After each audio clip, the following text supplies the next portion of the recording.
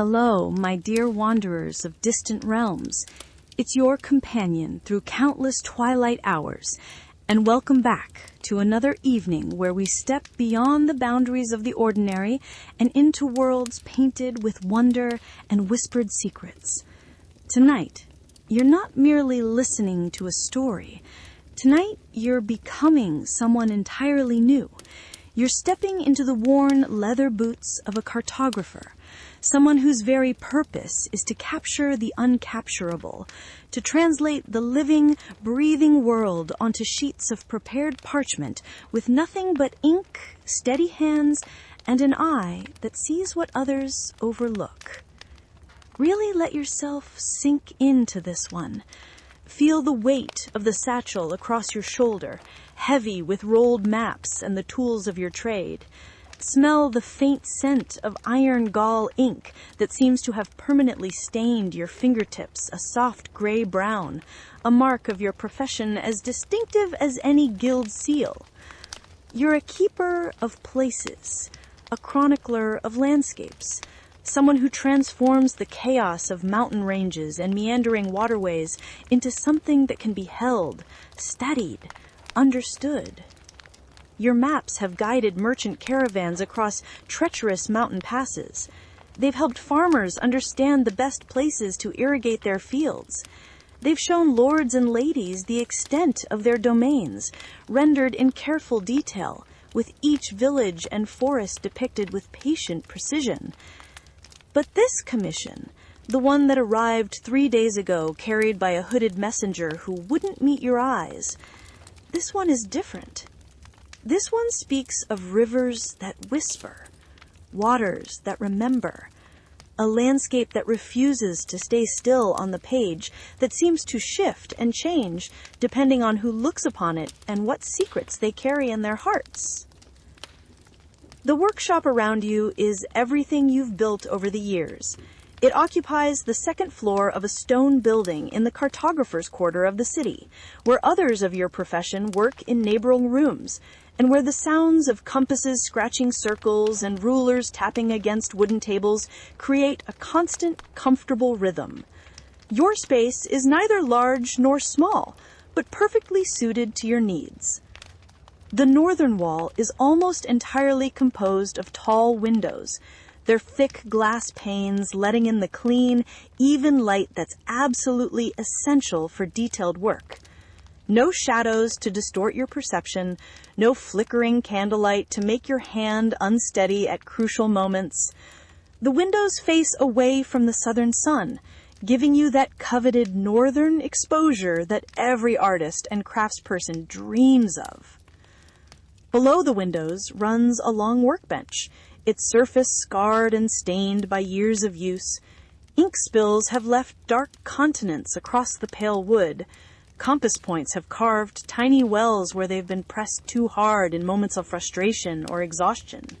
There are burn marks from candles that burn too low during long nights of work, and water stains forming ghostly rings from cups of tea forgotten in the midst of concentration.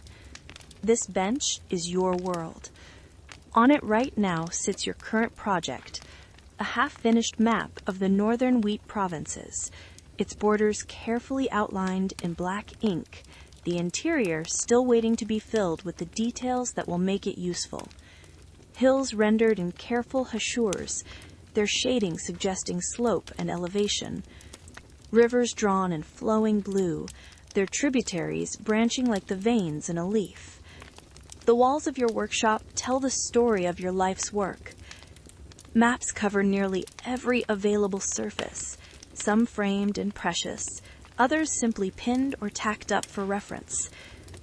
There's the map of the Eastern Kingdoms that took you 3 years to complete, incorporating surveys from a dozen different sources and requiring you to learn 3 separate measurement systems to reconcile all the data. Beside it hangs a smaller piece, your first real commission, done when you were barely 20. The lines awkward and uncertain, but filled with such earnest care that you can't bring yourself to take it down. It reminds you how far you've come, how much you've learned. Shelves line the other walls, and they sag under the weight of your collection. Rolled maps tied with ribbon or cord, sorted by region and date. Bound volumes of geographical treatises, their pages annotated heavily in your own hand. Books on surveying techniques, on the properties of various inks and parchments, on the mathematical principles needed to translate the curve of the earth onto a flat surface. And then there are the tools, the beautiful, essential tools of your trade. They rest in their designated places with the kind of order that comes from years of habit. Your compasses, 3 of them in different sizes, their brass arms and steel points kept clean and oiled. The largest can draw a circle 3 feet across. The smallest can create a curve so tight it's almost invisible to the naked eye, perfect for rendering the minute details of fortification walls or harbor installations. Your calipers, those elegant instruments of measurement, sit beside them. Made of brass with bone handles worn smooth by your grip, they can measure distances with remarkable precision.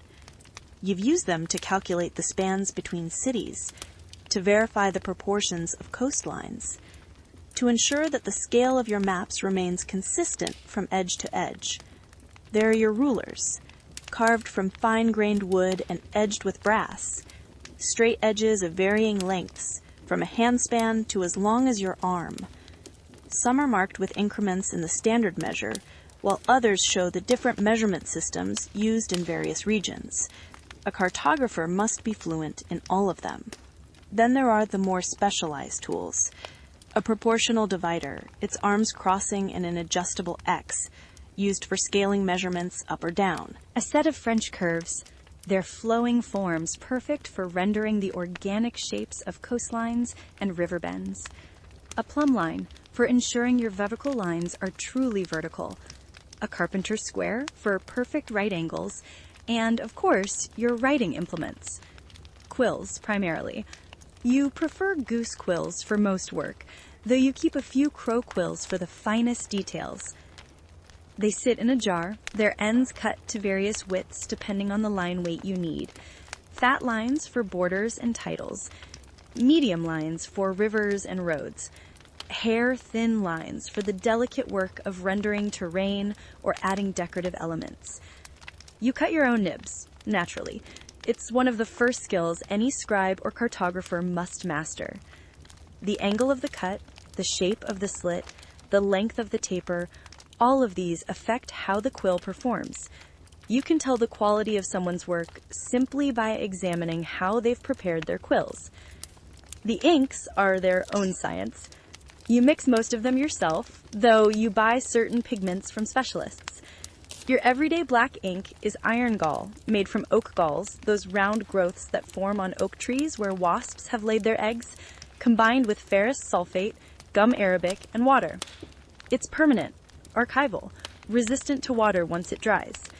The recipe you use is one you developed over years of experimentation, adjusting the proportions until you achieved exactly the flow characteristics you wanted. Not too thin, or it feathers on the parchment.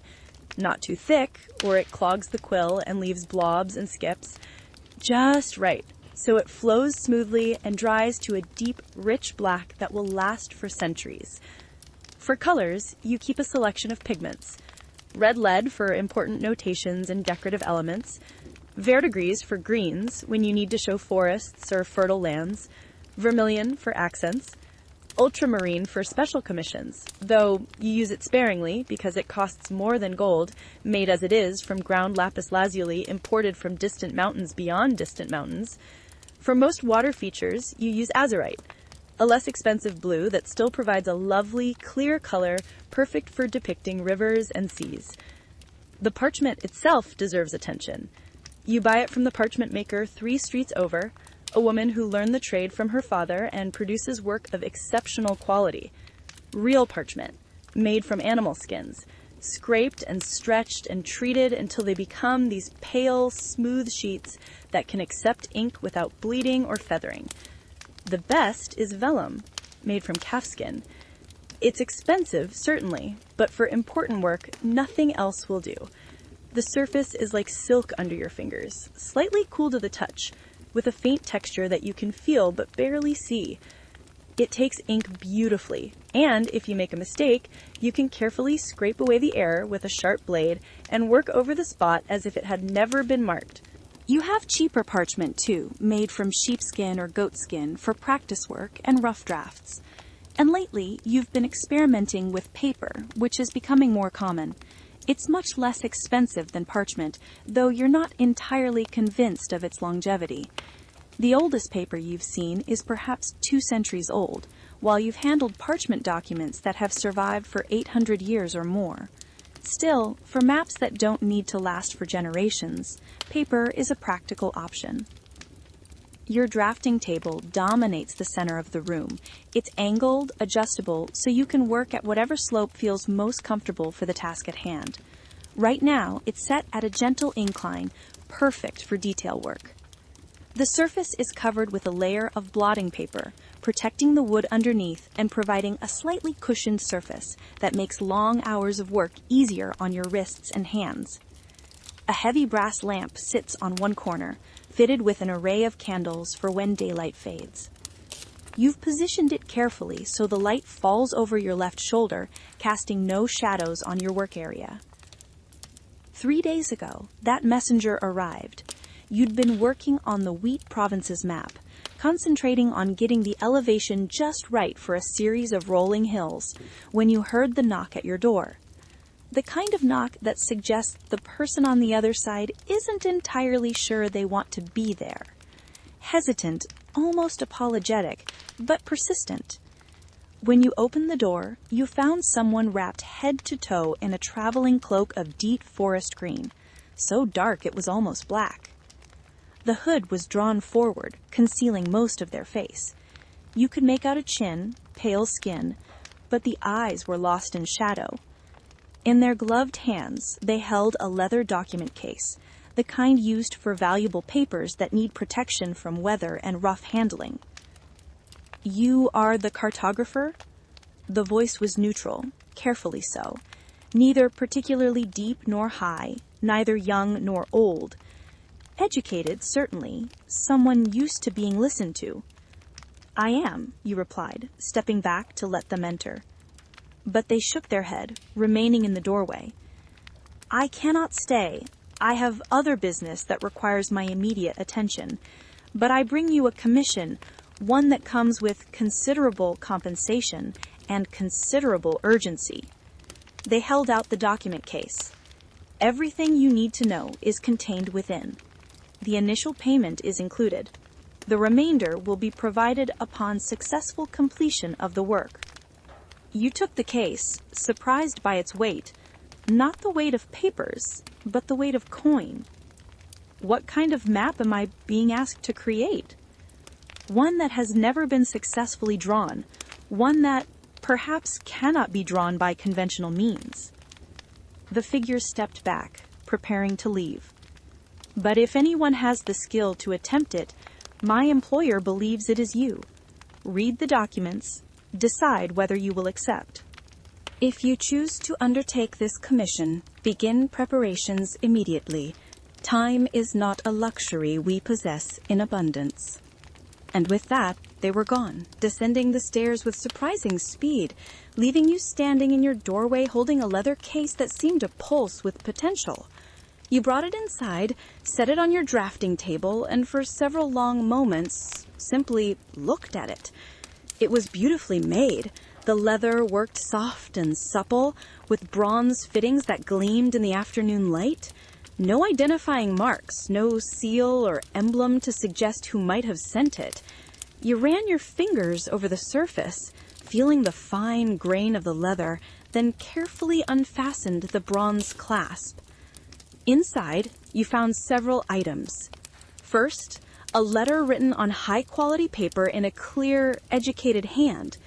Second, a leather purse that clinked softly with the unmistakable sound of gold coins. Third, several pages of what appeared to be references, copies of older documents, fragments of maps and sketches. And fourth, a piece of parchment that made your breath catch in your throat the moment you saw it. It was old, this parchment.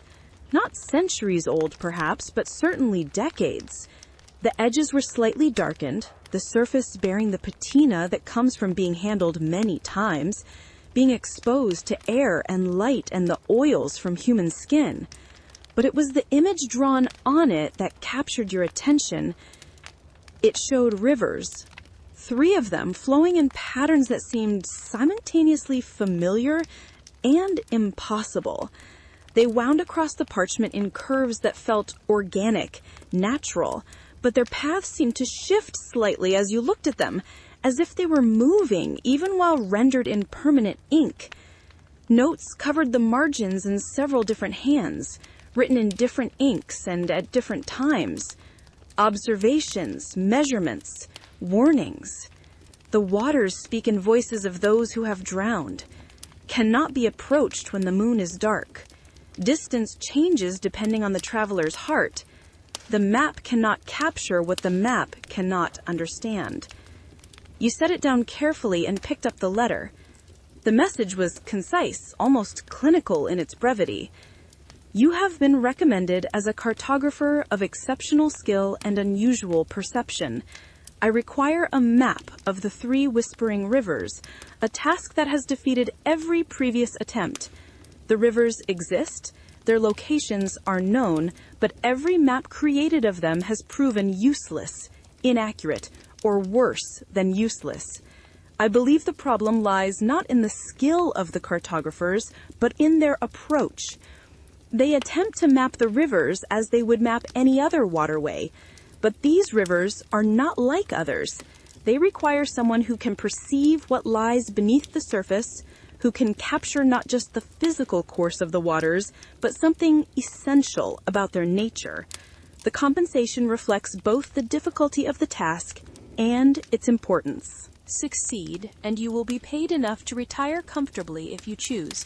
Fail, and you return the initial payment. No questions asked. You have 1 lunar month to complete the work. Begin when you are ready.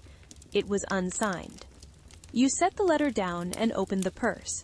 The gold inside was real, solid coins stamped with the mark of the Royal Mint.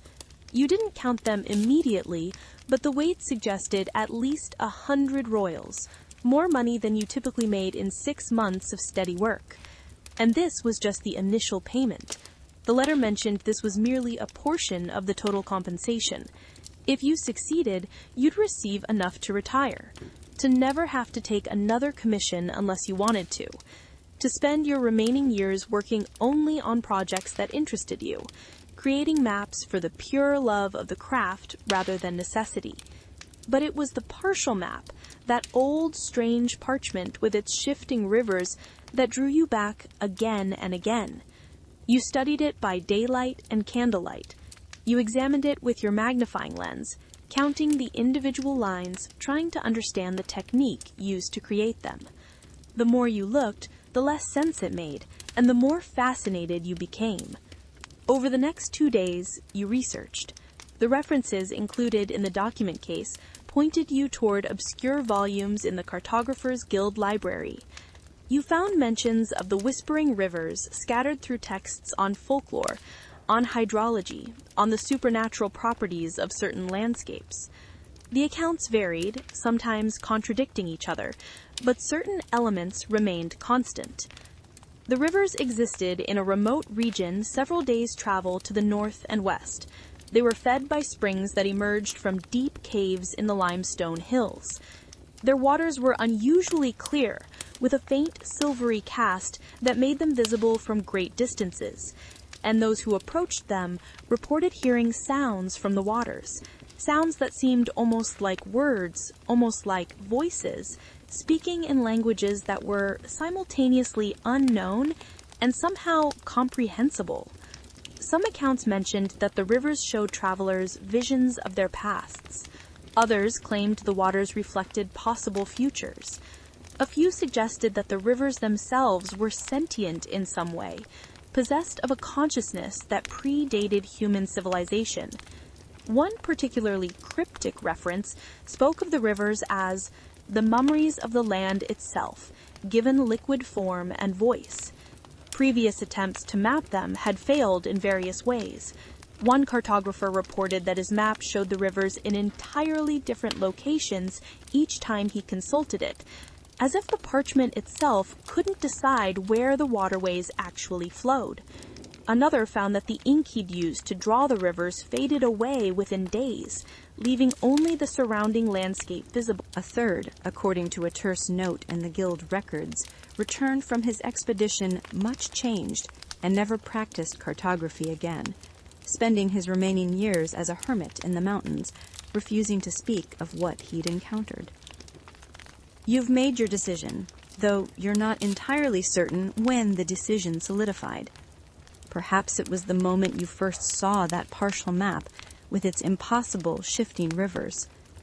Perhaps it was when you calculated the compensation and realized what it would mean for your future. Or perhaps it was something less tangible, something in the description of rivers that whisper, that remember, that refuse to be captured by conventional means. You've spent your entire adult life translating the world into ink and parchment. You rendered mountains and coastlines, cities and forests, roads and boundaries. You've become expert at taking the complex three-dimensional reality of the land and distilling it into something flat and comprehensible. But something in you has always known that maps, no matter how skilled the cartographer, no matter how precise the measurements and careful the renderings, are fundamentally incomplete. They show shape and distance, terrain and features, but they can't show how a place feels when you stand there. They can't capture the sound of wind through a particular mountain pass, or the quality of light on a certain river at dawn. They can't convey the history of a place, the weight of all the events that have unfolded there. They're representations, translations, approximations. Useful, certainly, essential even, but never quite complete. These rivers, though, these whispering rivers, they seem to demand something more, a different kind of cartography, a map that captures not just where they are, but what they are. And that challenge, impossible as it might be, calls to something deep in your professional soul. So you've begun your preparations. You've purchased supplies, heavy-duty parchment that can withstand rough handling in the field, multiple sets of quills and nibs, bottles of ink, carefully packed in straw to prevent breakage, your tools wrapped in oiled cloth, a portable drafting board, light enough to carry but sturdy enough to provide a proper working surface, measurement tools, reference materials, everything you might need to document and render a landscape while far from the comforts of your workshop. You've also acquired traveling gear, sturdy boots, already broken in, a wool cloak with a hood, oiled to shed water, a leather pack with multiple compartments for organizing your supplies, a bedroll and a small tent, basic cooking implements, dried food that will last for weeks without spoiling, a water skin, though you suppose you won't lack for water where you're going, a knife, primarily for sharpening quills but useful for other purposes, flint and steel for starting fires, a small hatchet, rope, the 100 small things that transform a person from a city-dwelling craftsperson into someone capable of surviving in the wilderness for the time it takes to complete their work. The letter mentioned beginning when ready. You've decided that ready is tomorrow at first light. You've informed the guildmaster that you're undertaking a commission that will require extended travel. You've paid your rent 3 months in advance. You've left instructions with your neighbor, a bookbinder, to check on your workshop weekly and ensure everything remains secure. You've settled your accounts with your suppliers, put your affairs in order, as they say. Tonight is your last night in your comfortable workshop with its northern light and familiar tools. Tomorrow, you'll lock the door behind you, shoulder your pack, and begin the journey toward rivers that whisper, toward waters that remember, toward a map that may be impossible to create. the commission papers mentioned that the journey would take you 5 or 6 days on foot, longer if the weather turned foul. You'll follow the north road out of the city, then branch westward at the Crossways Inn, taking the old trade route that used to be the main passage to the mountain settlements before the newer, faster road was built through the valley. That old route will lead you into the limestone hills, and somewhere in those hills you'll find the rivers you seek. You've spent the evening organizing and reorganizing your pack, checking each item, making sure everything is accessible and properly secured. There's a particular art to packing for a journey like this. The things you need most frequently must be easily reached. The fragile items require special protection. Weight must be distributed properly to avoid strain during long days of walking.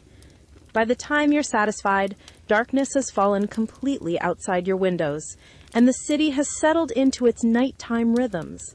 You make yourself a simple meal, bread and cheese and ale, eating slowly while studying the reference materials one more time. There's a crude map, clearly drawn from second-hand descriptions rather than direct observation, showing the general region where the rivers can be found. The limestone hills form a rough crescent shape, and the rivers emerge from caves on the eastern face of these hills, flowing generally southward before eventually joining the larger river system that feeds the farmlands and cities to the south. According to the notes, the 3 rivers are known locally by names that vary depending on which village you ask. The River of Forgotten Names, the River of Echoed Dreams, the River of Silver Tears. Poetic names, certainly, but they hint at something beyond the merely geographical. The history of cartography, which you've studied extensively over the years, shows that maps have always been more than simple representations of physical space. The oldest maps combined geography with cosmology, showing the earth and the heavens as interconnected realms. Medieval world maps, the Mapae Mundi, often placed Jerusalem at the center not because cartographers were ignorant of actual geography, but because they were creating maps that showed spiritual rather than physical truth, depicting the world as they believed it was ordered in God's plan. Portolan charts, those remarkably accurate nautical maps that guided sailors across dangerous seas from the 13th century onward, included compass roses and rhumb lines, transforming the blank terror of open ocean into something that could be navigated, understood, controlled. Every map is an argument, in a sense. It says, this is what the world looks like. This is how places relate to each other. This is what matters. By including certain features and excluding others, by choosing what to emphasize and what to minimize, by deciding where to place labels and how to render terrain, a cartographer makes countless tiny decisions that shape how viewers understand the landscape. A map drawn for military purposes will emphasize defensible positions, strategic passages, resources. A map for trade will highlight roads and rivers and cities. A map for pilgrims will mark holy sites and shrines. The same physical landscape, rendered multiple times for different purposes, each rendering true in its own way, but none capturing the complete truth. So what kind of map are you meant to create for these whispering rivers? The commission letter was vague, speaking of capturing something essential about their nature. But what does that mean, practically? How do you render in ink and parchment something that seems to exist as much in the realm of story and symbol as in physical geography? You've been turning this question over in your mind for 3 days now, and you still don't have a complete answer. But you have the beginnings of an approach. You'll begin with conventional cartographic methods because those are what you know, what you're skilled at. You'll survey the rivers using your tools, take measurements, observe and record. You'll create an accurate physical map of their courses, their dimensions, their relationship to the surrounding landscape. That will be your foundation. You're anchored to the discipline you've spent years mastering. But you'll also do something you've never done before. You'll listen. Not just to the sounds the waters make, the whispers that give them their name, but to the stories people tell about them, to the names they use, to the warnings and the legends. You'll try to understand what these rivers mean to the people who live near them, how they've been woven into the fabric of local belief and experience, and you'll find a way to incorporate that understanding into your map. You're not sure yet what form that will take. Perhaps annotations in the margins, recording the stories and observations. Perhaps some kind of symbolic representation layered over the geographical accuracy. Perhaps something else entirely, something you'll only discover in the process of creation. As you prepare for sleep, arranging your bedroll for one last night in your familiar workshop, you find yourself thinking about water, about rivers in particular. They're such fundamental features of landscape. Civilizations arise along rivers because they provide transportation, irrigation, power from mills, fish for eating. Rivers mark boundaries between territories. They serve as roads through wilderness, paths that can be followed when no other route is clear. And rivers change constantly, even while remaining in some sense the same. The water that flows past any given point is never the same water twice. It comes from somewhere upstream, moves through, continues onward to wherever the river takes it. Yet we give rivers names and treat them as single, continuous entities. The Tiber is always the Tiber, even though the water comprising it at any given moment is completely different from the water that was there an hour ago. There's something philosophically puzzling about that, something that perhaps relates to these whispering rivers. If the waters themselves are always changing, always new, then what exactly is the river? What persists? Perhaps it's not the water itself, but the shape the water takes, the course it follows, the pattern it creates as it moves through the landscape. The river is less a thing than a process, less an object than an event that happens continuously, a relationship between water and earth that renews itself moment by moment. And if the whispering rivers truly speak, truly remember, then perhaps what they remember isn't stored in the water itself, but in the course, the channel, the ancient carved stone that gives the water its shape. Perhaps the rivers whisper because the landscape whispers, and the water simply gives voice to what the stone already knows. These are the kinds of thoughts that come in the quiet hours before sleep, when the rational mind relaxes its grip and allows stranger ideas to surface. You let them come without judging them, without trying to force them into logical order. Sometimes the best insights arrive this way, sliding in sideways when you're not directly seeking them. Sleep, when it finally comes, brings dreams of rivers that flow uphill, of maps that change when you're not looking at them, of voices speaking in languages composed entirely of the sound of running water. You wake with the dawn as you intended. The city is just beginning to stir.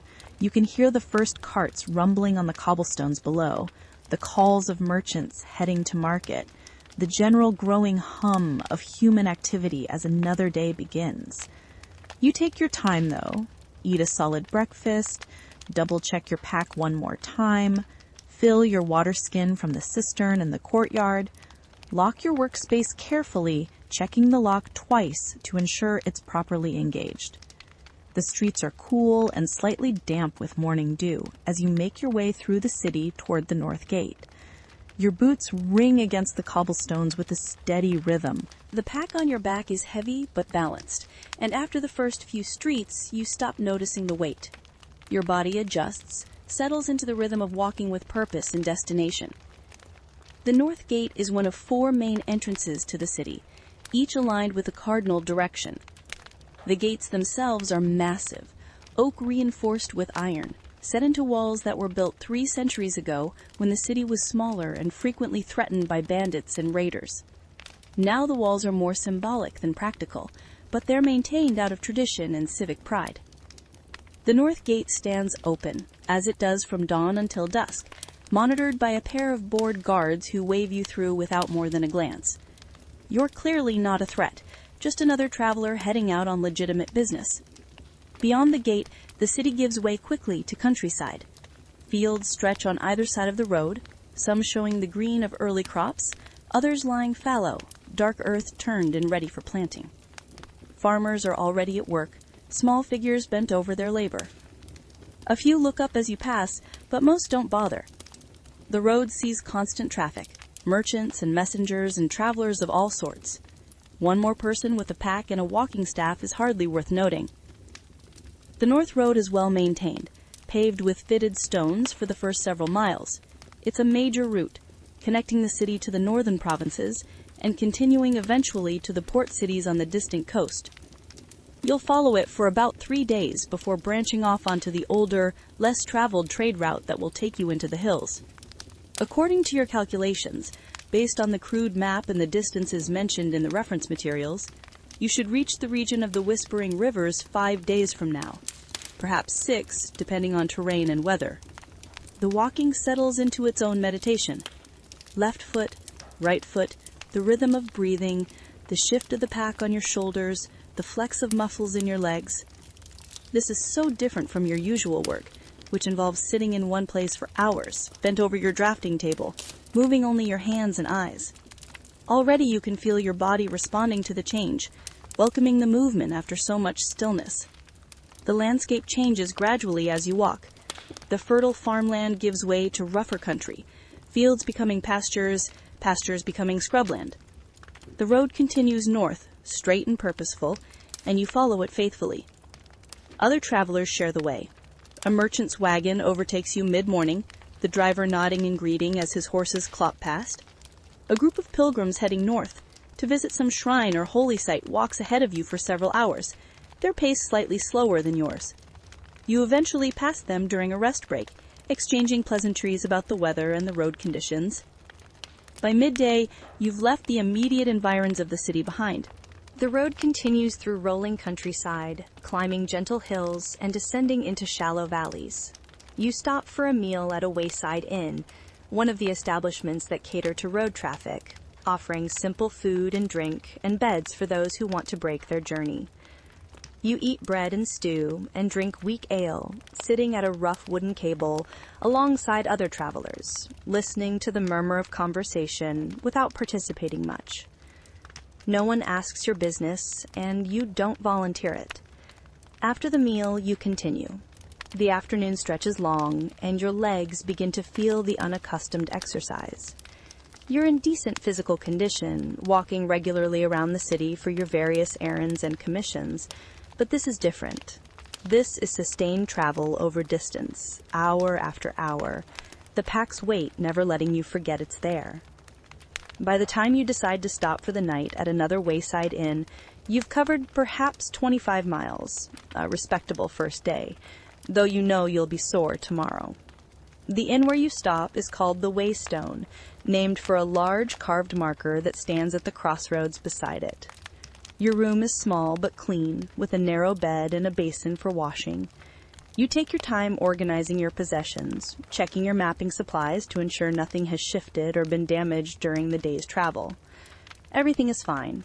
The parchment is still pristine, the ink bottles unbroken, the tools undamaged. You eat another simple meal in the common room, then retire early, knowing you want to be on the road again at dawn.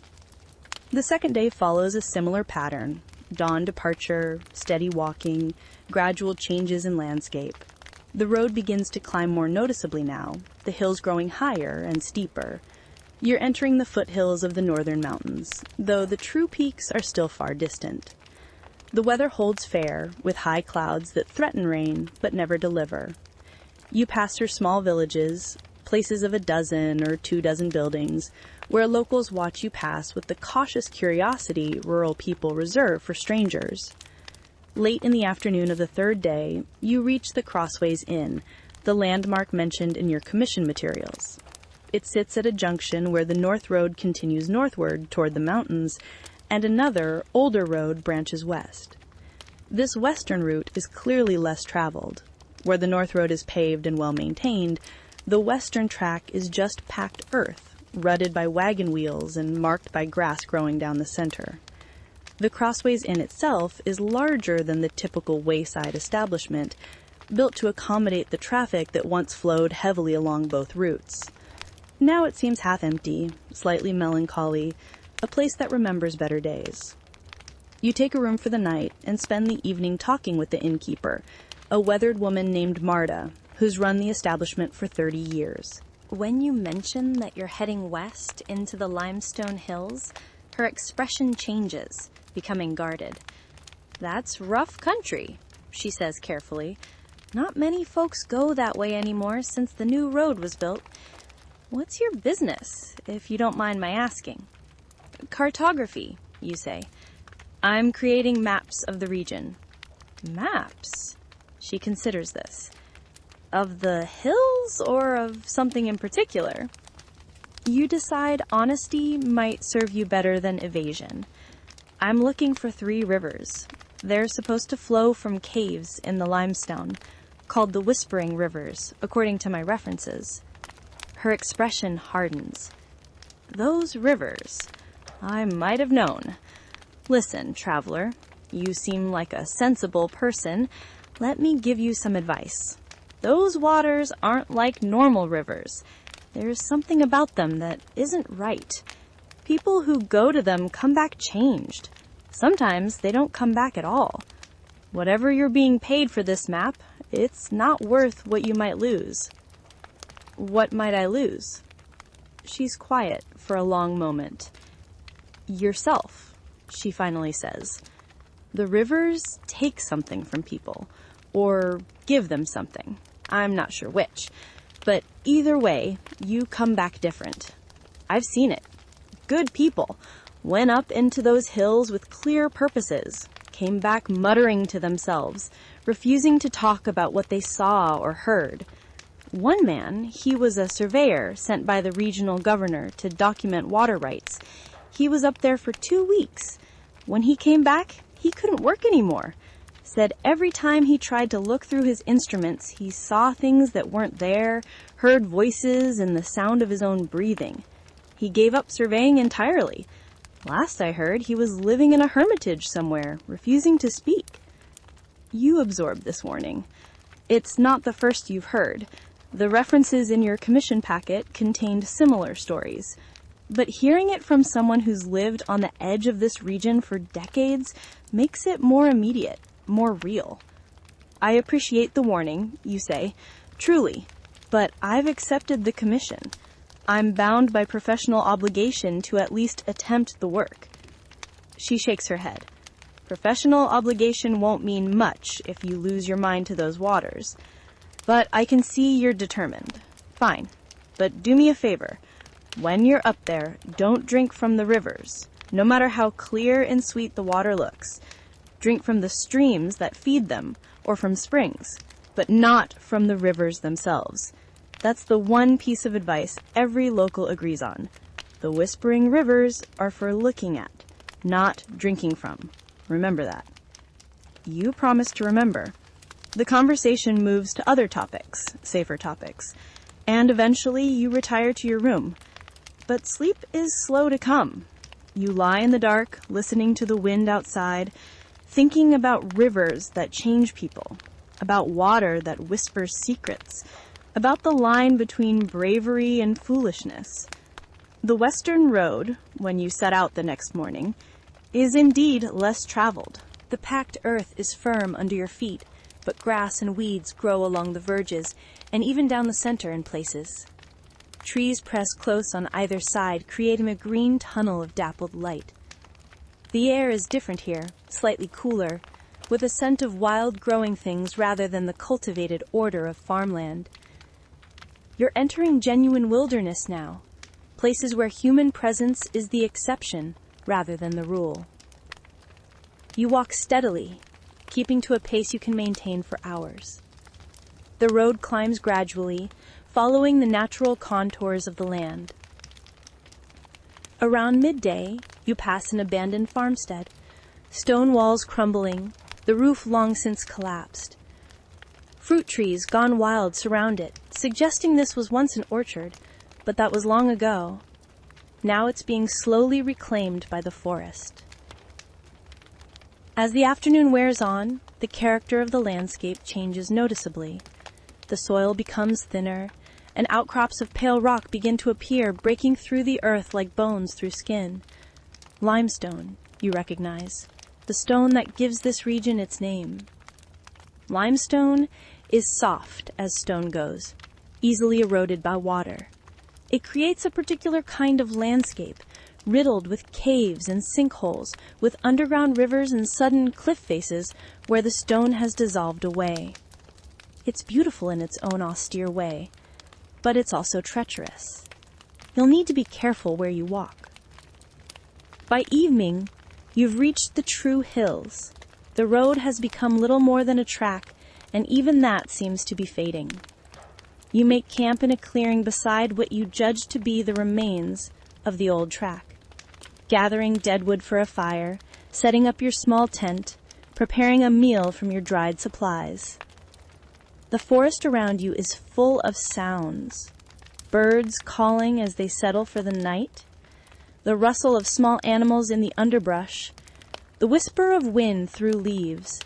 And underneath all of that, so faint you're not sure if you're actually hearing it or imagining it, there's another sound, a murmuring, like very distant voices, or very quiet water, or perhaps both. You eat slowly, watching the fire, thinking about the next day. According to the crude map, you should reach the first of the rivers sometime tomorrow, probably in the late morning or early afternoon. The River of Forgotten Names, one of the local variants calls it. You'll set up a base camp near the river, then begin the actual work of surveying and mapping. You'll need to determine the river's course, measure its width and depth, observe how it interacts with the terrain, note any distinctive features. All the usual work of cartography, approached in the usual systematic way. But you'll also need to do something more, something that you're not entirely sure how to define yet. You'll need to understand what makes these rivers different, what gives them their reputation, what causes that whispering that everyone mentions. You'll need to be open to perceiving things that don't fit into your normal framework of understanding. And that's the part that makes you nervous, if you're being honest with yourself. You've built your career on precision, on accuracy, on translating the world into rational geometric forms that can be measured and rendered. Opening yourself to the unmeasurable, to the irrational, goes against your entire training and inclination. But perhaps that's exactly why you were chosen for this commission. Not despite your conventional skills, but because of them. Someone who can be open to the strange while still maintaining the discipline to create something useful. Someone who can stand with one foot in the world of careful measurement and the other in the world of whispers and dreams, and somehow translate between them. The fire burns down to coals. The forest grows quieter as full darkness settles. You bank the fire carefully, making sure it's safe, then retreat to your tent. Sleep comes more easily tonight. Your body exhausted from the day's walking, your mind ready to rest. Tomorrow, you'll find the rivers. Tomorrow, the real work begins. Dawn arrives with mist. You wake to find the world wrapped in soft gray, every sound muffled, visibility reduced to perhaps 20 feet in any direction. It's the kind of mist that comes from cold night air meeting warmer ground. Moisture condensing out of the atmosphere into this hovering cloud that erases distances and boundaries. You consider waiting for it to burn off, that something pulls you forward. Perhaps it's the sound you can hear now, clearer in the dampened silence, that murmuring that might be water or might be voices or might be something that's somehow both. You break camp methodically, packing everything away, ensuring your fire is completely extinguished. The mist clings to your clothes, beads on your hair, makes everything slightly damp without quite qualifying as rain. You shoulder your pack and set off, following what remains of the track, trusting your sense of direction and the general upward slope of the land to guide you deeper into the limestone hills. The mist begins to thin as the sun climbs higher, burning through in patches that reveal sudden glimpses of landscape before closing again. You catch sight of a limestone cliff face, nearly vertical, pale stone streaked with darker minerals. Then it's hidden again. A stand of twisted trees appears, their branches reaching in strange directions, as if they'd grown responding to winds that blow from impossible angles.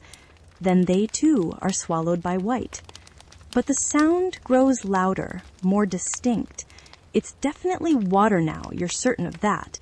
Running water, moving over stone, creating that particular liquid music that rivers make.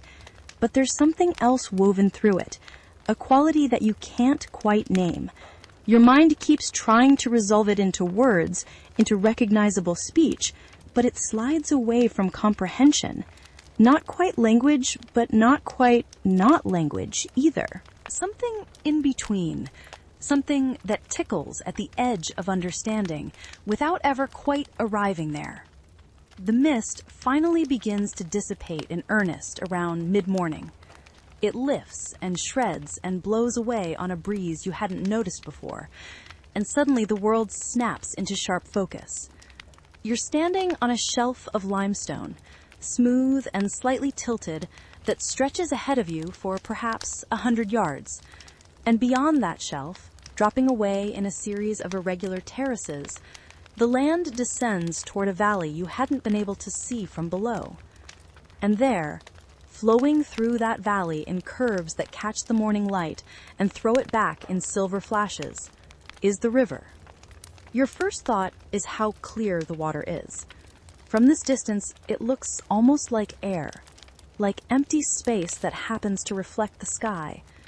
You can see straight through to the riverbed, to the stones that line it, every pebble distinct and separate.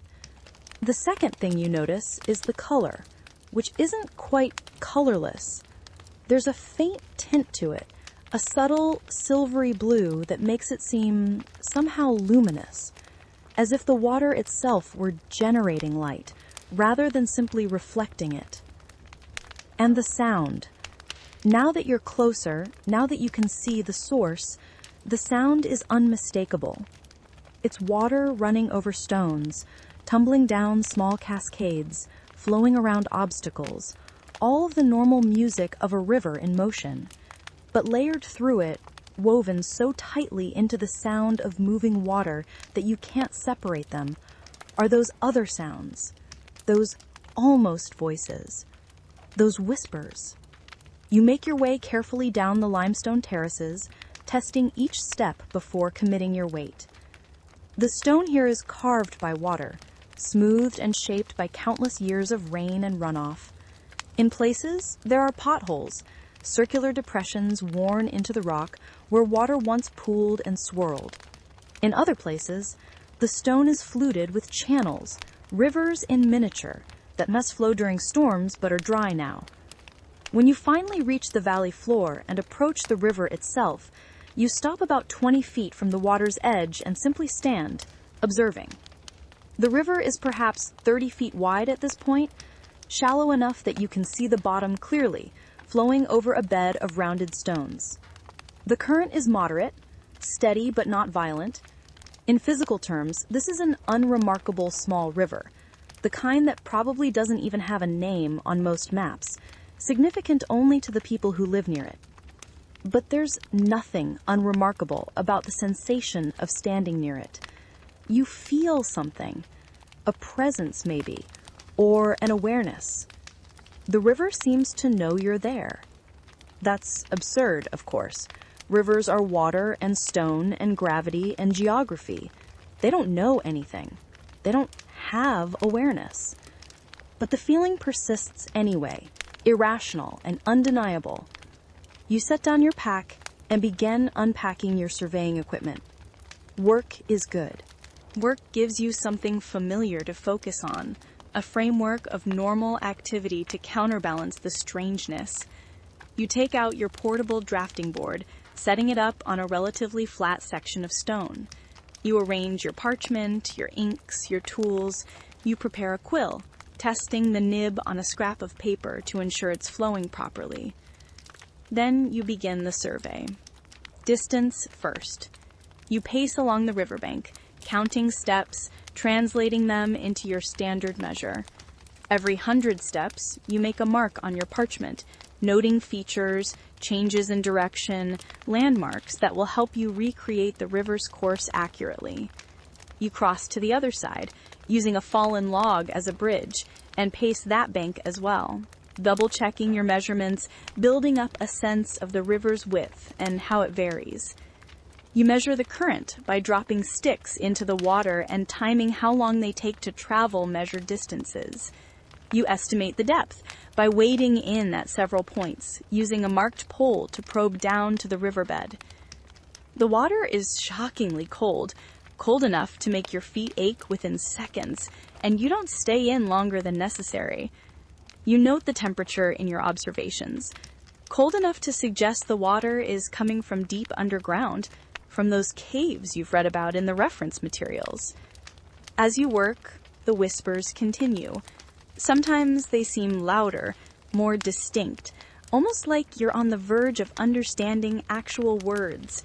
Other times, they fade to barely audible, just a texture underneath the sound of flowing water. You try different approaches to listening, focusing intently, trying to parse out individual sounds, relaxing your attention, letting the sounds wash over you without trying to grasp them, listening with your eyes closed, listening while looking at the water. None of it brings clarity, but you're accumulating a sense of the phenomenon, getting a feel for its rhythm and variation. By midday, you've completed a preliminary survey of this section of the river, covering perhaps a mile of its length. You've identified several distinctive features. A point where the river splits briefly around a large boulder, creating two channels that reunite downstream. A deeper pool where the water has carved a hollow in the stone, creating a place of stillness in the midst of flow. A series of small cascades where the river descends over a ledge of harder stone, the water breaking into white foam before settling again. You've begun your map, sketching the river's course in light pencil lines on parchment, marking the features, noting the measurements. It's coming together, the familiar process of translating observation into representation. But you're also making another set of notes, ones you've never made before on any map. You're recording the whispers, not the sounds themselves, obviously. You can't capture sound on parchment, but you're noting where they seem strongest, where they're most distinct. They're features of the location just as much as the boulder or the deep pool is. The survey is becoming a testament to the oddity of this place, to the strange interaction between the natural world and what lies beneath, to the whispers of that thing that is not nature. You're recording what you think you hear, even though you know it's subjective, possibly imaginary. At the split around the boulder, the whispers seem to separate into two distinct voices, following the two channels of water. In the still pool, they echo slightly, reverberating. At the cascades, they become more urgent, almost frantic. And you're noting something else, something you wouldn't have expected. The whispers seem responsive to you. When you're focused on measuring and observing, they're quiet, almost a background murmur. But when you stop working and simply listen, when you open yourself to them, they grow louder, more insistent, as if the river is trying to tell you something, and your attention gives it the energy or opportunity to speak more clearly. You break for a meal, sitting on the riverbank, eating dried meat and hard bread, drinking from your water skin. You remember the innkeeper's warning about not drinking from the river itself, and you're careful to heed it, though the water looks pure and inviting. As you eat, you watch the river flow, trying to understand what you're experiencing. In your training as a cartographer, you learned about the importance of objectivity. A map should represent the truth of the landscape, not the mapmaker's feelings about it or interpretation of it. Your measurements should be accurate, your observations precise, your rendering clean and clear. Personal bias has no place in cartography. The map serves the user, not the creator. But how do you apply those principles here? How do you create an objective map of something that seems fundamentally subjective? The river's physical characteristics can be measured and mapped conventionally, but those whispers, that sense of presence, the feeling that the water is somehow aware, these things resist objective measurement. They exist in the space between observer and observed, requiring both to manifest. Perhaps, you think, the key is not to choose between objective and subjective, but to somehow hold both. To create a map that shows the physical reality of the rivers while also acknowledging, somehow, their other qualities. The challenge is finding a notation, a visual language that can convey both aspects without compromising either. As the afternoon progresses, you continue your survey, moving upstream toward the source. The river leads you deeper into the limestone hills, the valley narrowing, the walls growing steeper. The vegetation changes as you climb. The trees become more sparse, giving way to shrubs and grasses that can tolerate the thin soil and exposed stone. You're aware of the landscape's bones here, the underlying geological structure that shapes everything else. The whispers grow louder and more varied as you proceed upstream. Or perhaps you're learning to hear them better, becoming attuned to their patterns. You start to distinguish different qualities to them. Some sections of the river seem to whisper in what might be described as contemplative tones, slow and measured. Other sections are more agitated, the whispers quicker, overlapping. At one point, passing a place where the river curves sharply around an outcrop of stone, you could swear you hear something like laughter, a bubbling sound that's too rhythmic, too patterned to be simple water turbulence. Late in the afternoon, you reach a place where the valley ends in a steep hillside. The river emerges here from a cave, a dark opening in the limestone perhaps 10 feet high and twice that wide. The water flows out into daylight with steady force, cold and clear, and the whispers seem to originate from within the cave itself, echoing out into the open air. You stand at the cave entrance, looking into darkness that your eyes can't penetrate. The temperature drops noticeably near the opening, the cave exhaling cold air that mixes with the warmer surface atmosphere. The sound from within is louder, more resonant, the whispers multiplying and overlapping until they're almost a roar, a cacophony that still somehow remains just beneath the threshold of understanding. You don't enter. Not yet. You're not prepared for cave exploration. You don't have the proper equipment, the proper lighting, and something about the darkness feels more than physical, feels like it requires preparation that's mental or spiritual, rather than simply practical. You make careful notes about the cave's location, its dimensions as far as you can observe them from outside, the force of the water flowing from it. You mark it on your map as the source point of this river, the place where it transitions from underground to surface. Then you begin looking for a place to make camp. You find a suitable spot about a quarter-mile downstream, on a shelf of stone that's elevated enough to be safe from flooding, but close enough to the river to maintain access. You set up your tent, gather wood for a fire, prepare for the night. As you work, the sun descends toward the western hills, and the quality of light changes. The river seems to glow more noticeably in the dimming day, that faint luminescence becoming more apparent as the ambient light fades. Evening brings other changes. The whispers shift in character, becoming softer, more melodic, almost like singing.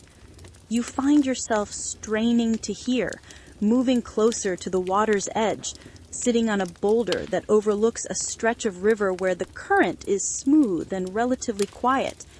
The singing, if that's what it is, seems to come from everywhere and nowhere, from the water itself, and from the stone beneath it, and from the air above it. And then, just for a moment, you experience what you can only interpret as understanding. Not words exactly, not a message in any conventional sense, but a feeling, an emotion that seems to flow from the water itself, communicated with startling clarity. Longing. That's what you perceive the river to be expressing, what it appears to be trying to convey. A sense of longing so profound it's almost painful. A yearning for something that once was and is no more, or for something that should be but has never been. The moment passes quickly, the sensation slipping away like water through your fingers, but it leaves you shaken. You return to your camp, to your fire, to the familiar routine of preparing an evening meal, but everything feels different now. Whether the river is truly conscious in some way you can't explain, or whether you're projecting meaning onto natural phenomena, you can't say with certainty, but the experience felt real, felt like genuine communication, even if that seems impossible by any rational standard.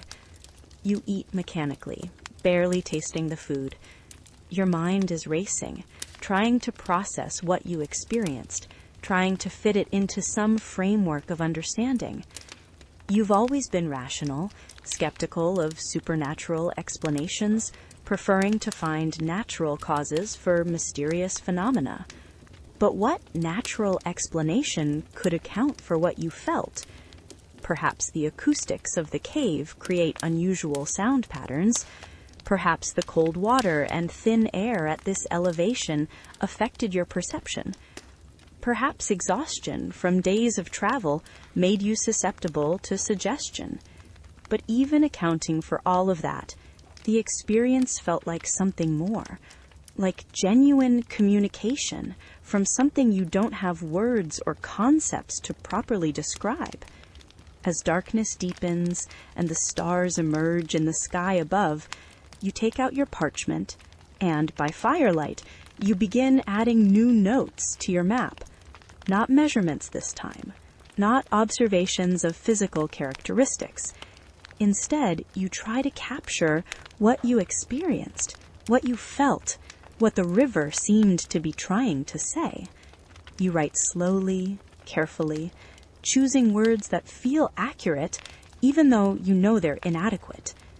The river of forgotten names, you write. Source, limestone cave in northern hills.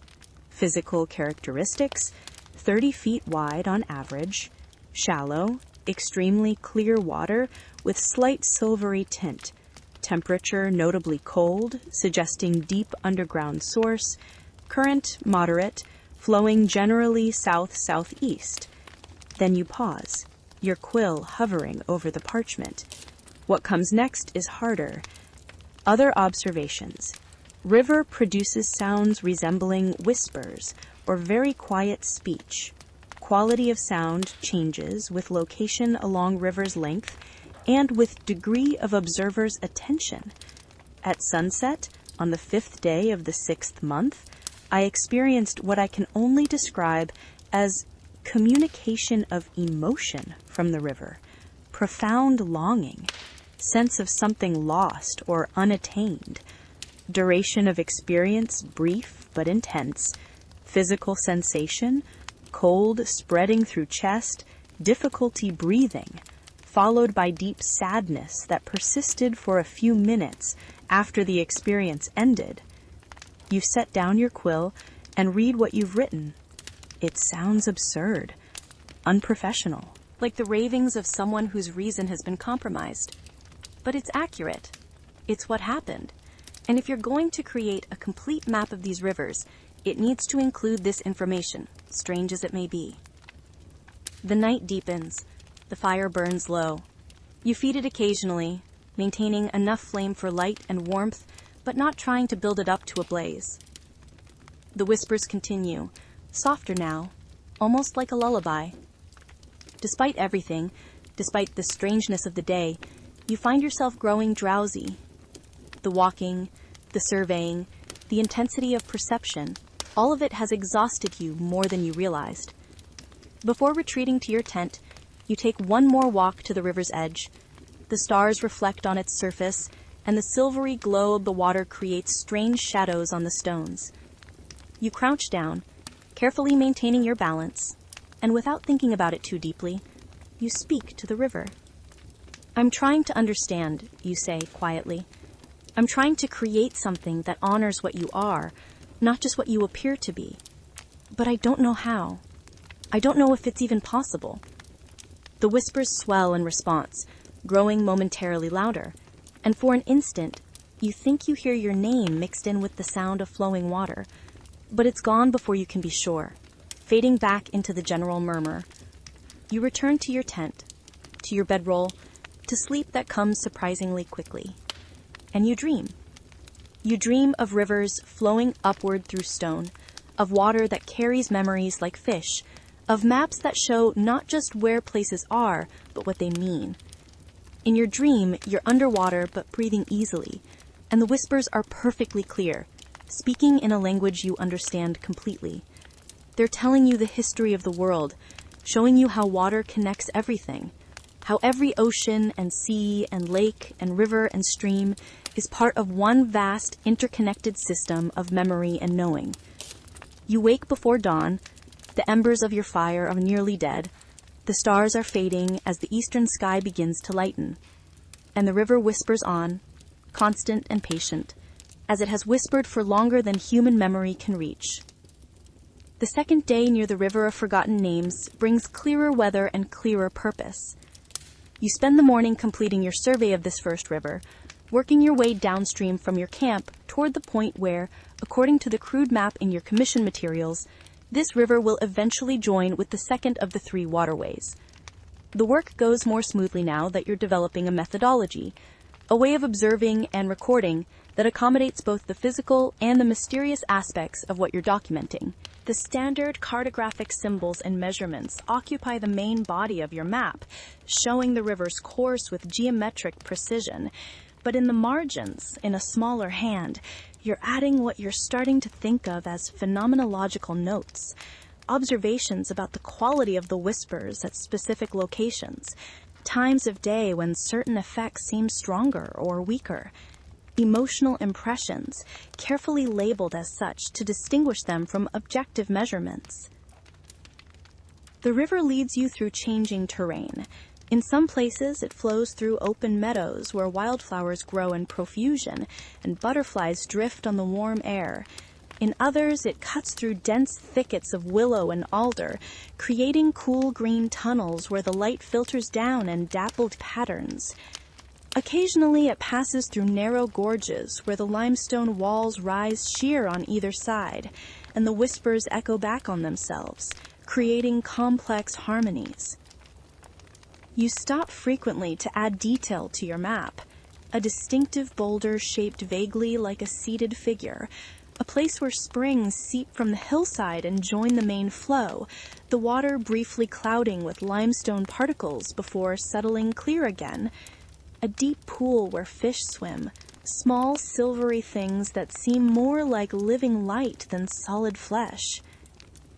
Each feature is recorded, measured, rendered in ink on parchment, with the careful precision that's become second nature to you over years of practice. But you're also learning to listen more deeply to the whispers. You've discovered that they respond to questions, though not in any straightforward way. If you stand beside the river and concentrate on a specific question, the quality of the whispers will shift, and sometimes you'll receive something that feels like an answer. Not words exactly, more like impressions, intuitions, sudden knowing that arrives fully formed without the need for language. You test this repeatedly, carefully, trying to understand the rules and limits of this strange communication. When you ask about the river's age, you receive an impression of vast time, of water flowing through stone for longer than your mind can properly comprehend. Thousands of years, certainly, possibly tens of thousands. When you ask about its source, you sense depths beneath depths, caverns and channels extending far underground, connected to aquifers and reservoirs that honeycomb the earth beneath these hills. When you ask why it whispers, the response is more complex, harder to interpret. You receive images or memories or perhaps possibilities. People coming to the river over generations, bringing their stories, their secrets, their griefs. The water absorbing these things somehow, carrying them, holding them, preserving them long after the people themselves have died and been forgotten. The river of forgotten names. The name suddenly makes profound sense.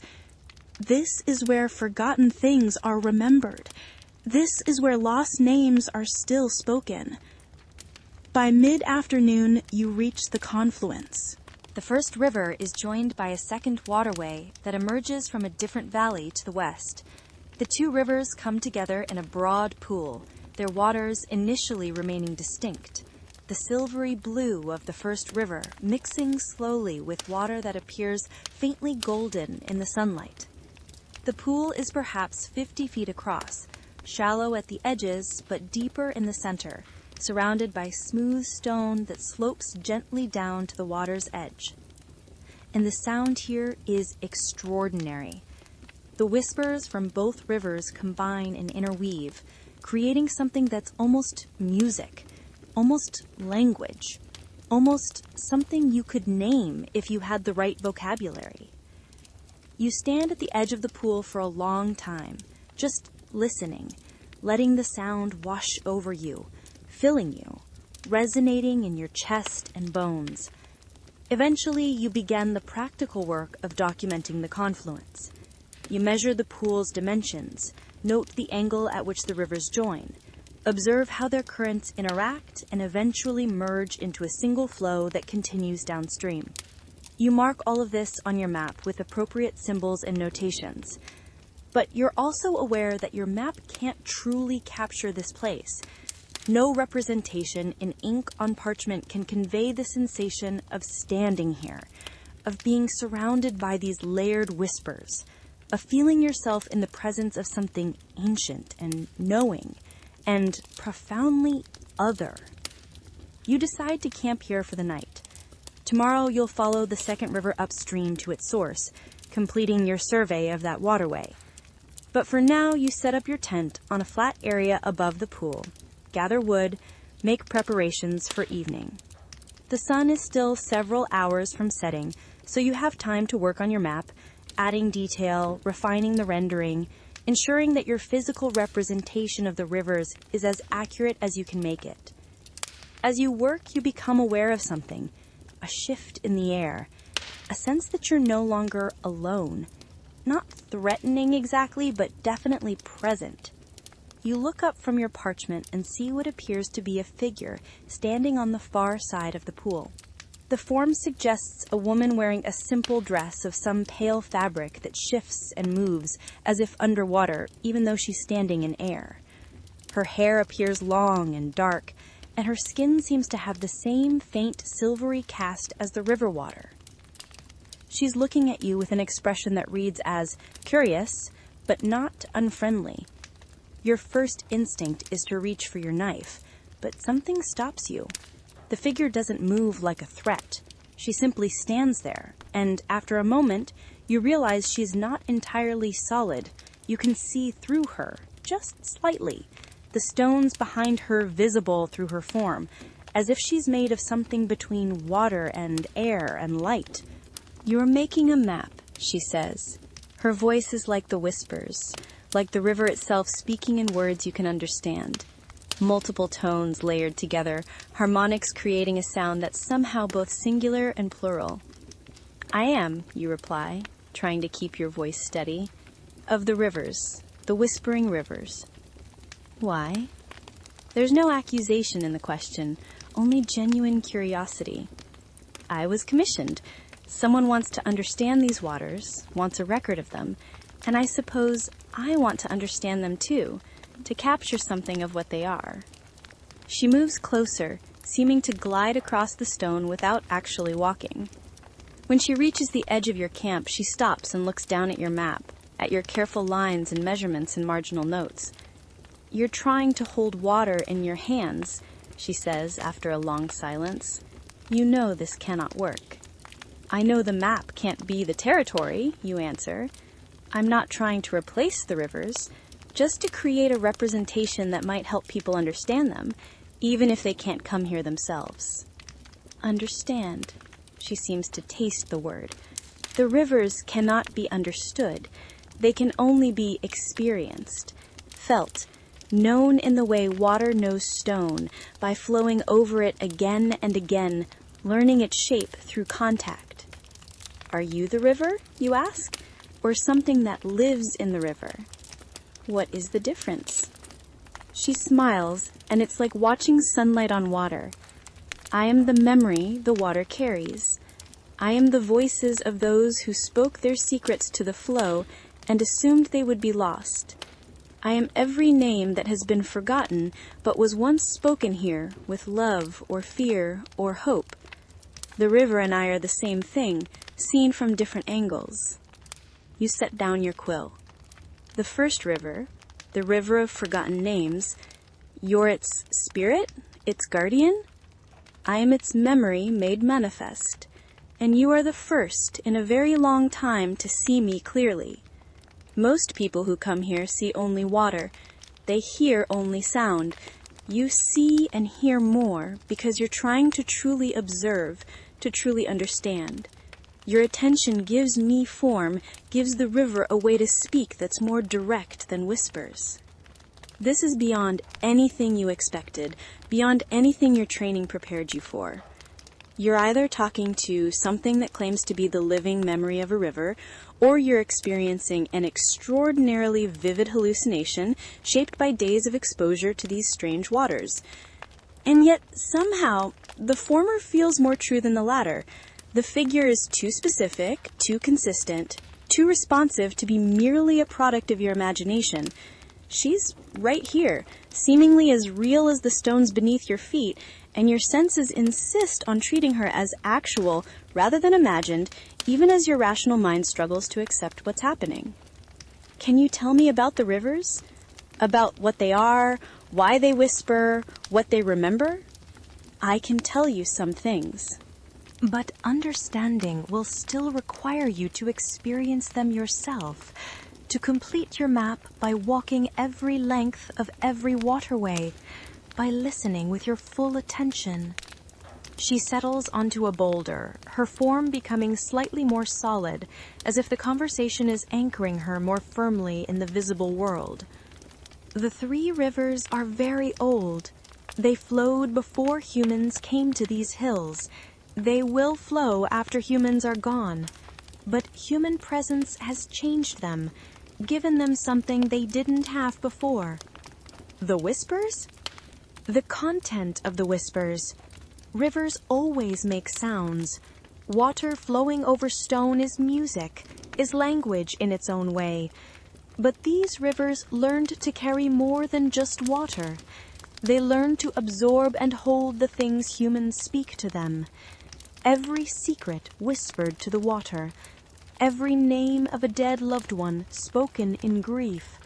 Every hope and fear and dream shared with the flow, because the flow doesn't judge, doesn't reject, only receives and carries. She gestures toward the pool where the rivers join. For thousands of years, people have come here.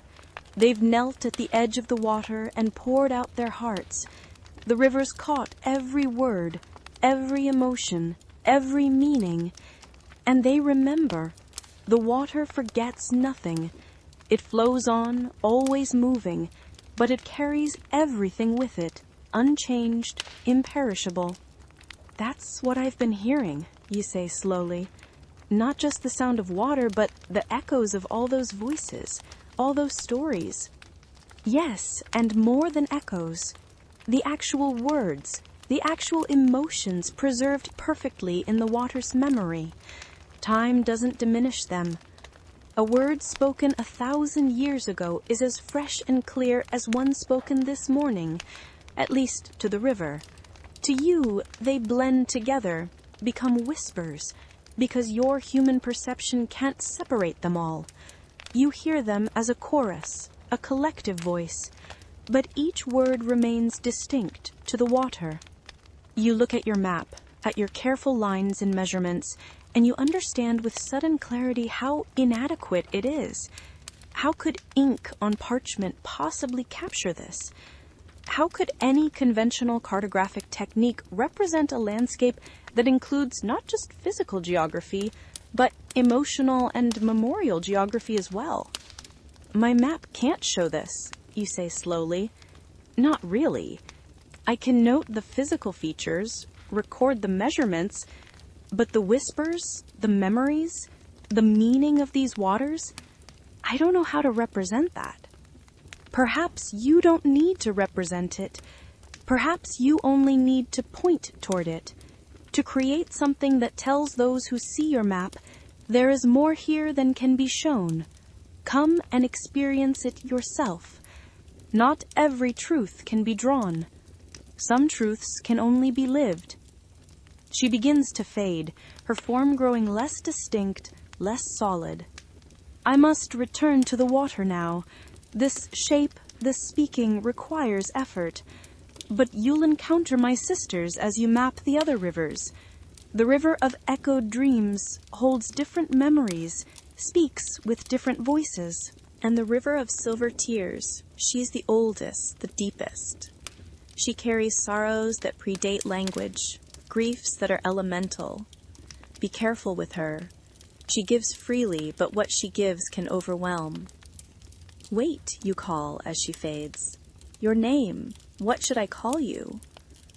I am the river of forgotten names, she says, her voice now pure whisper, indistinguishable from the sound of the water.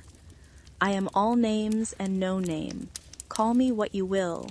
I'll hear you regardless.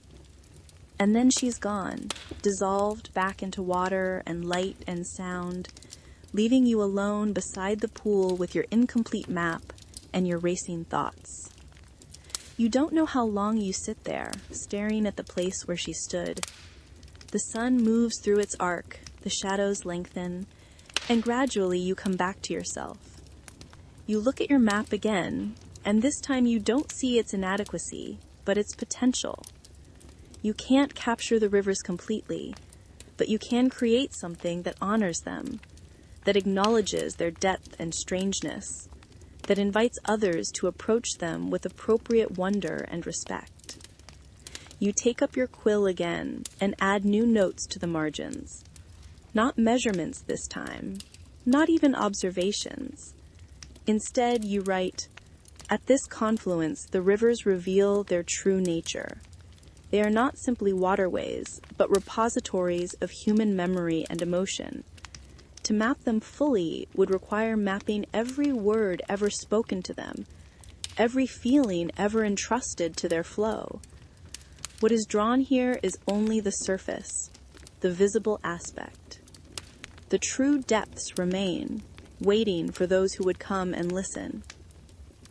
Evening comes, and you prepare a meal, eat mechanically, your mind still processing the encounter. Was she real? Did that conversation actually happen? Or did you fall asleep beside the pool and dream it all?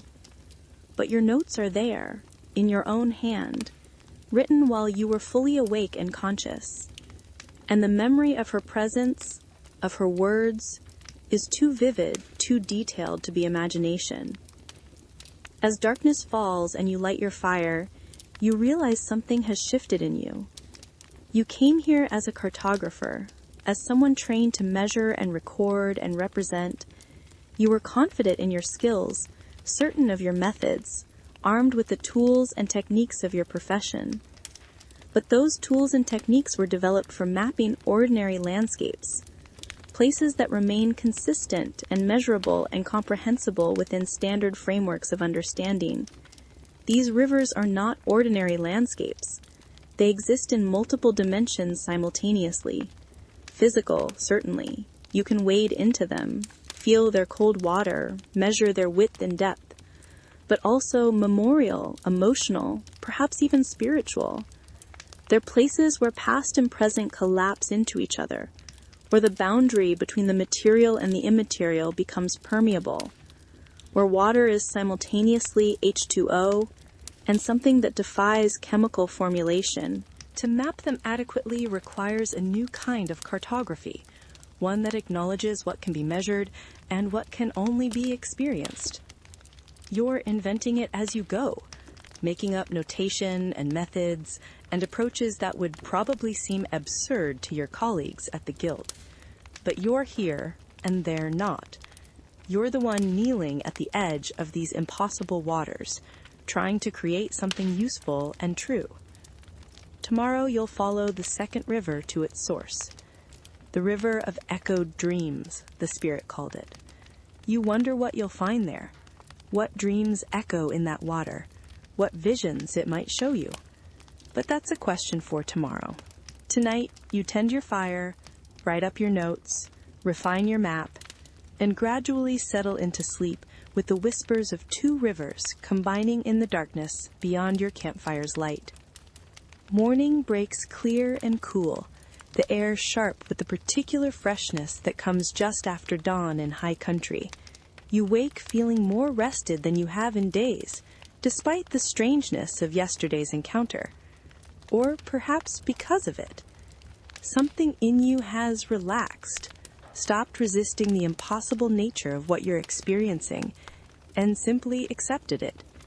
Rivers that remember, water that speaks, a landscape where the boundary between the physical and the metaphysical is as permeable as mist. You break your fast simply, then pack your surveying equipment and begin following the second river upstream. The river of echoed dreams, if the spirit spoke truly. The name alone suggests what you might find there, and you approach with both eagerness and caution. Dreams can enlighten, but they can also disturb. Echoes suggest repetition, perhaps patterns that loop back on themselves, temporal tangles that conventional cartography has no notation for capturing.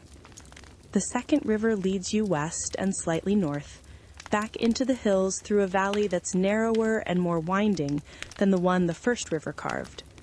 The terrain here feels older somehow, more weathered, as if this waterway has been at its work of shaping stone for even longer than its sibling. The limestone cliffs on either side are heavily eroded, carved into fantastic shapes by water and wind working in concert over geological time.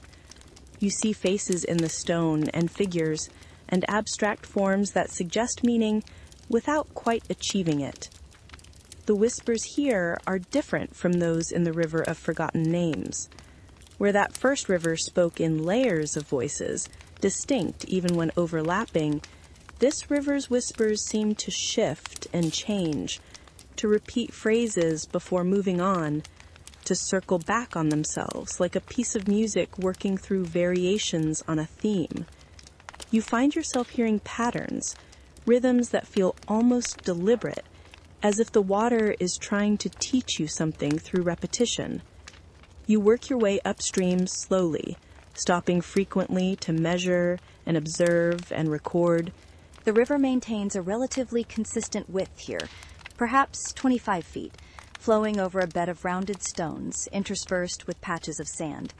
The water retains that same crystalline clarity you observed in the first river, but the faint color is different. Where the first river had a silvery blue cast, this one tends toward gold, particularly where sunlight penetrates the water and reflects off the sandy bottom. Around mid-morning, you notice something unusual. You're passing a section of river where the bank on the eastern side is a sheer cliff face, the limestone rising 30 feet, almost vertically. The water flows smooth and quiet here, a deep pool with barely perceptible current. And in the surface of the pool, you see something that makes you stop abruptly and stare. A reflection. But not of the cliff, not of the sky, not of anything currently present. The reflection shows a face, clear and distinct, of someone you don't recognize. A young woman with dark hair and a solemn expression, wearing clothing from a style that's at least 50 years out of date. As you watch, the image shifts, becomes someone else. An elderly man with a long beard and kind eyes. Then a child, perhaps 7 or 8 years old, laughing at something invisible.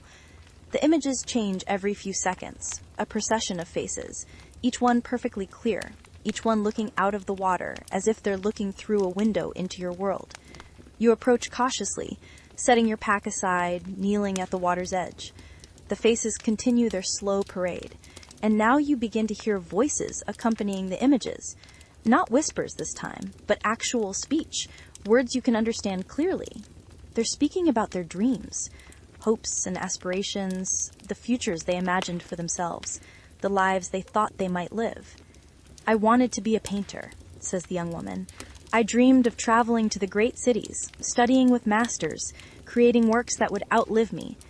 But I married instead, raised children, never touched brush to canvas after my 20th year. I dreamed of finding gold in the northern mountains," says the bearded man, "of coming home wealthy, of building a fine house for my family. I found nothing but rocks and hard labor. But I lived, and my children thrived, and perhaps that was the real treasure all along." The child's voice is harder to hear, fainter. "I wanted to grow up, just that, just to see what being grown would be like. But the fever took me before I could find out." You realize with a chill that these aren't reflections in the normal sense. These are memories of people who came to this river and spoke their dreams to it, entrusted their hopes to the water. And the river, like its sibling, preserved everything. Not just words, but faces. Not just voices, but emotions. Each person who shared their dreams with these waters left something of themselves behind, an echo that repeats endlessly, exactly as it was when first given. You watch for a long time, seeing dozens of faces, hearing snippets of dreams both grand and humble. Some dreamed of power and glory. Others dreamed of simple happiness, of love and health and peace. Some dreamed of changing the world. Others dreamed only of being allowed to exist safely in it. The range of human hoping and longing preserved in water, playing out in an infinite loop. Eventually, you pull yourself away from the pool and continue upstream, but the experience has given you new understanding of what you're mapping.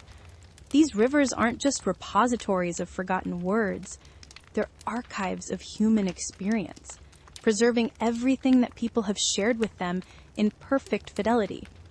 Every dream, every hope, every aspiration, captured and held and endlessly repeated, echoed, precisely as the river's name suggests.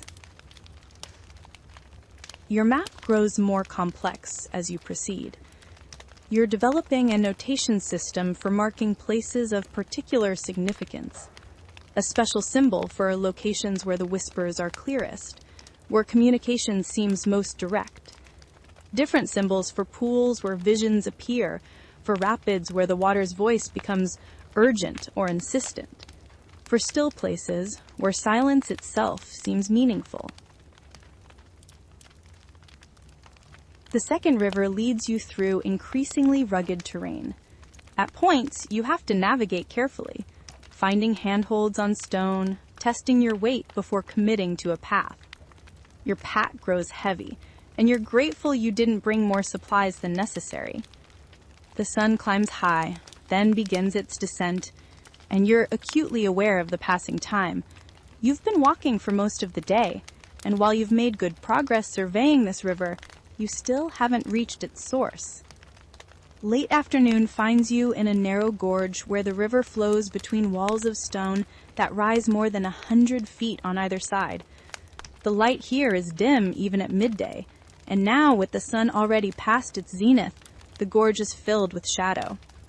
The whispers echo off the stone walls, multiplying and recombining, creating complex harmonies that shift and change as you move through the space. And then you hear something that stops you in your tracks. What sounds unmistakably like your own voice. The acoustics in the gorge are strange, the echoes complex and layered. What you're hearing could be your own breathing and footsteps bouncing back in distorted patterns, or perhaps exhaustion and the hypnotic quality of the whispers are causing you to hallucinate. But the words you seem to hear are specific, eerily accurate. I want my maps to matter, to be more than just technical documents. I want to create something beautiful, something that helps people see the world differently, more deeply. You stop walking. The voice, or what your mind interprets as a voice, continues echoing through the gorge.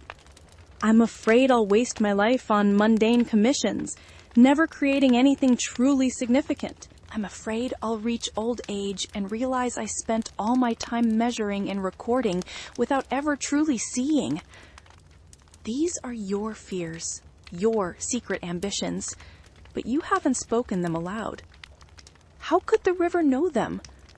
Unless it doesn't, unless your mind, influenced by days beside these strange waters, is projecting your own thoughts outward, interpreting natural sounds as meaningful speech. And then a realization settles over you, whether through genuine supernatural perception or through your mind finally articulating what you've always known but never admitted.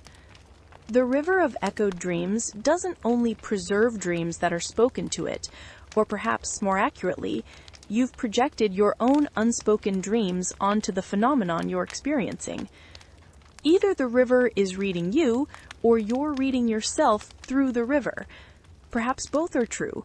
Perhaps there's no meaningful distinction. The experience is profoundly unsettling.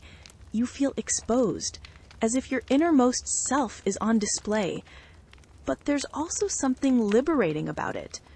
Your dreams, whether spoken by the river or by your own mind interpreting its sounds, feel different when externalized.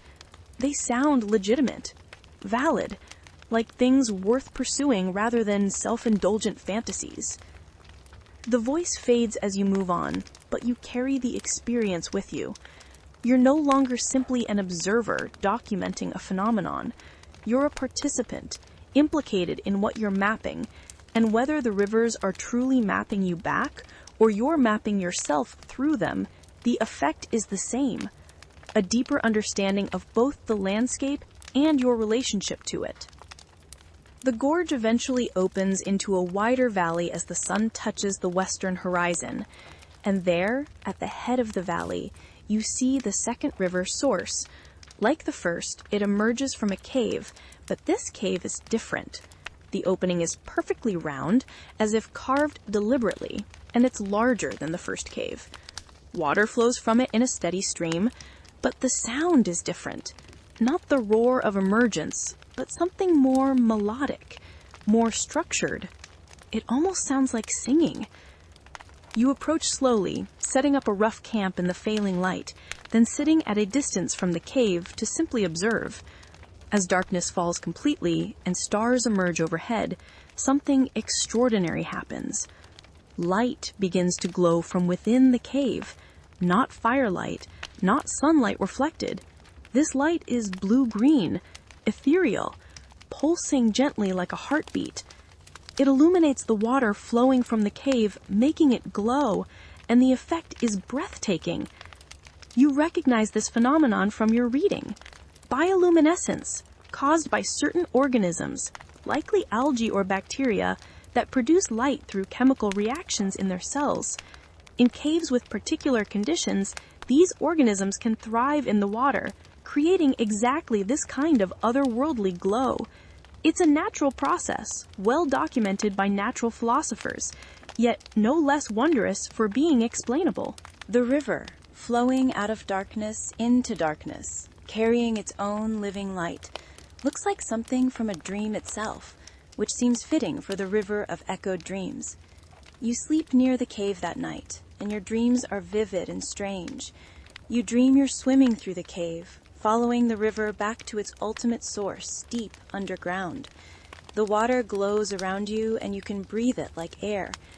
The whispers surround you, not as sound, but as sensation, as knowing that bypasses your ears and inscribes itself directly on your consciousness. You swim for hours, for days, for years, descending through caverns of increasing strangeness and beauty until finally you reach a place where all three rivers begin, a vast underground reservoir so ancient and deep that it existed before the mountains themselves, when the world was young and still taking shape.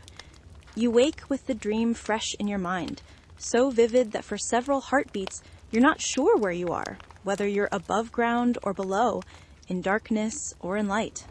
Slowly, reality reasserts itself. The cave, the river, your camp. Dawn light filtering through the valley.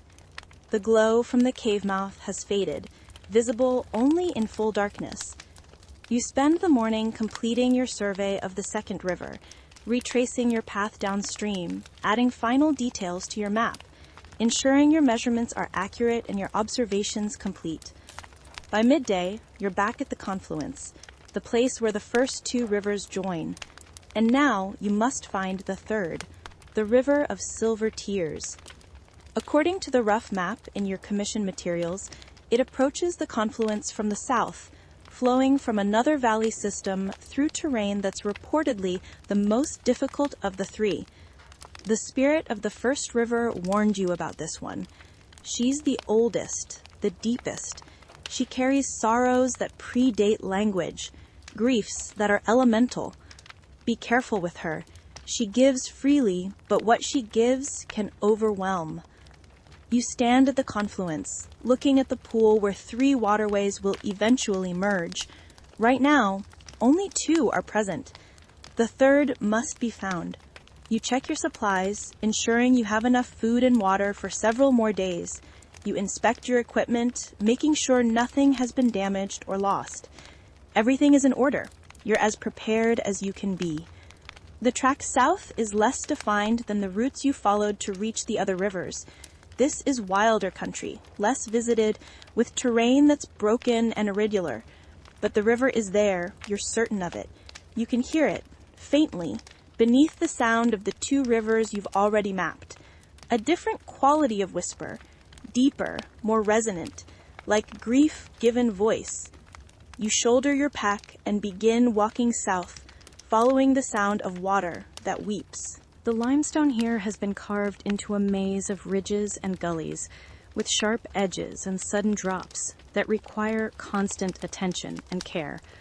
Several times you have to backtrack, finding alternative routes around obstacles that prove impassable. The vegetation is sparse, tough grasses and low shrubs that cling to thin soil in crevices and depressions. This is a hard landscape, unforgiving, beautiful in an austere way, but offering little comfort. The sound of the third river grows gradually louder as you navigate through the broken ground. It's different from the other two, this sound, where the river of forgotten names whispered in layers of human voices, and the river of echoed dreams sang with patterns and rhythms. This river's sound is more elemental, more raw.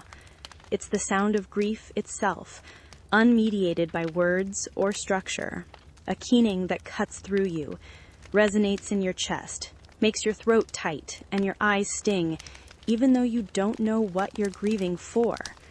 You crest a ridge in late afternoon and finally see it. The River of Silver Tears flows through a narrow valley that runs roughly north-south, carving a deep channel through the limestone. The water is the clearest you've seen yet, so transparent it's almost invisible except where it catches light. And the color, when you can perceive it, is indeed silvery, like liquid mercury, but without the heaviness, like moonlight made liquid, like crystallized sadness. The banks are steep and treacherous. You make your way down carefully, testing each handhold, each foothold, until you reach the valley floor. And then you approach the water, and the weight of it hits you like a physical force. Sorrow. Pure, undiluted, overwhelming sorrow. It rolls off the water and waves, a psychic pressure that makes you stagger and nearly fall. You catch yourself, one hand against a boulder, breathing hard. trying to maintain your composure against the onslaught of emotion that isn't yours, but feels like it is. Feels like it's always been yours, and you simply never acknowledged it until this moment. You've experienced grief in your life. Everyone has. You've lost people you loved, failed at things that mattered to you, watched hopes die and dreams dissolve. But this is different. This is grief on a scale that's almost cosmic, as if the river is carrying the accumulated sadness of everything that has ever suffered, ever lost, ever mourned. The weight of it is crushing. You retreat several steps, creating distance between yourself and the water, and the pressure eases slightly. Not gone, but manageable. You can think again, can function. You sit on a relatively flat stone and simply breathe, letting your nervous system settle, your equilibrium return.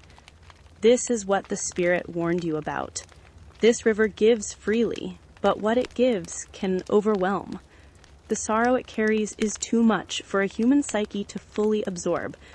You'll have to approach it carefully, maintain distance, protect yourself. But you also have to map it. That's why you're here. That's your commission, your obligation. So, after resting and centering yourself, you begin the familiar work of surveying. Measurements first. Always measurements.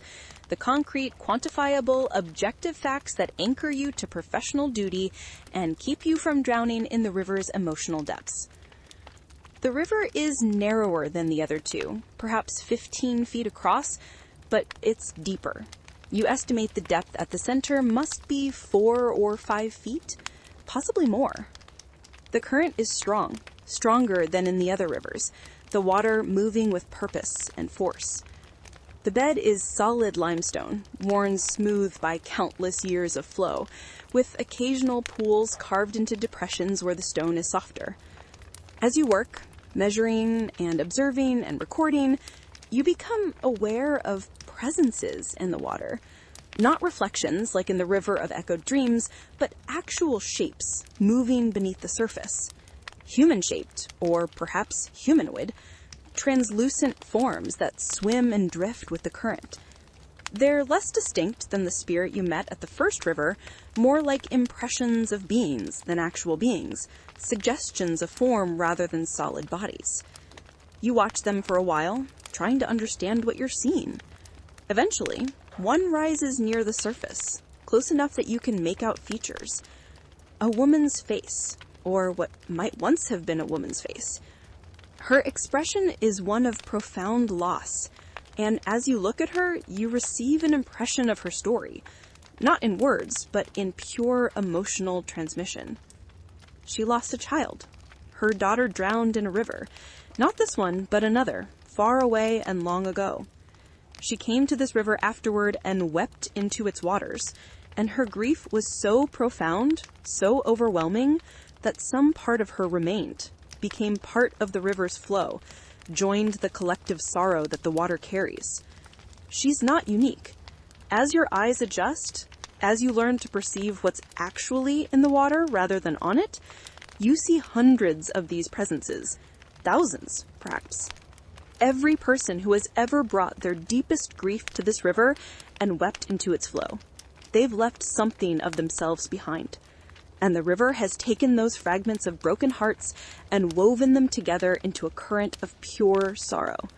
A stream of grief that flows on endlessly, connecting all who suffer, all who lose, all who mourn.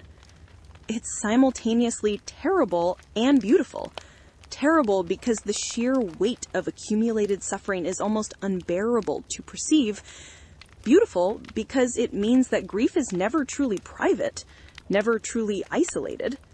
Every tear shed joins this river. Every heart broken adds to its flow. We're all connected by our losses, by our capacity to love things that can be taken away, by our shared vulnerability to the pain of existence. You add notes to your map, trying to capture something of this understanding. But how do you notate collective grief on a cartographic document? How do you indicate that a river is simultaneously a waterway and a repository of human sorrow spanning millennia? You do your best, creating symbols and annotations that point toward the truth, even if they can't fully contain it.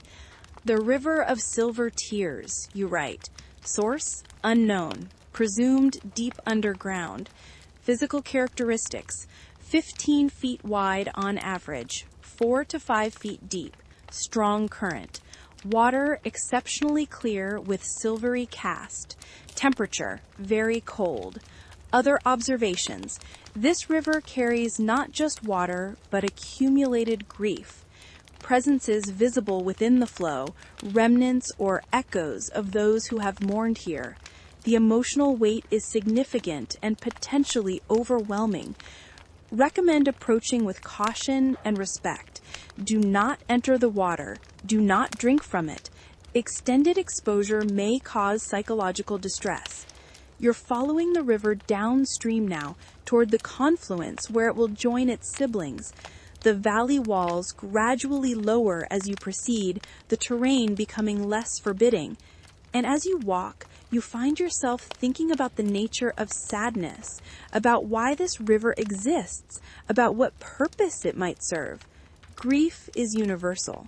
It's part of the human experience, perhaps part of the experience of any conscious being capable of attachment and loss. We try to manage it, to move through it, to eventually leave it behind. But what if we can't? What if some griefs are too deep, too fundamental to ever fully release? Maybe that's what this river offers.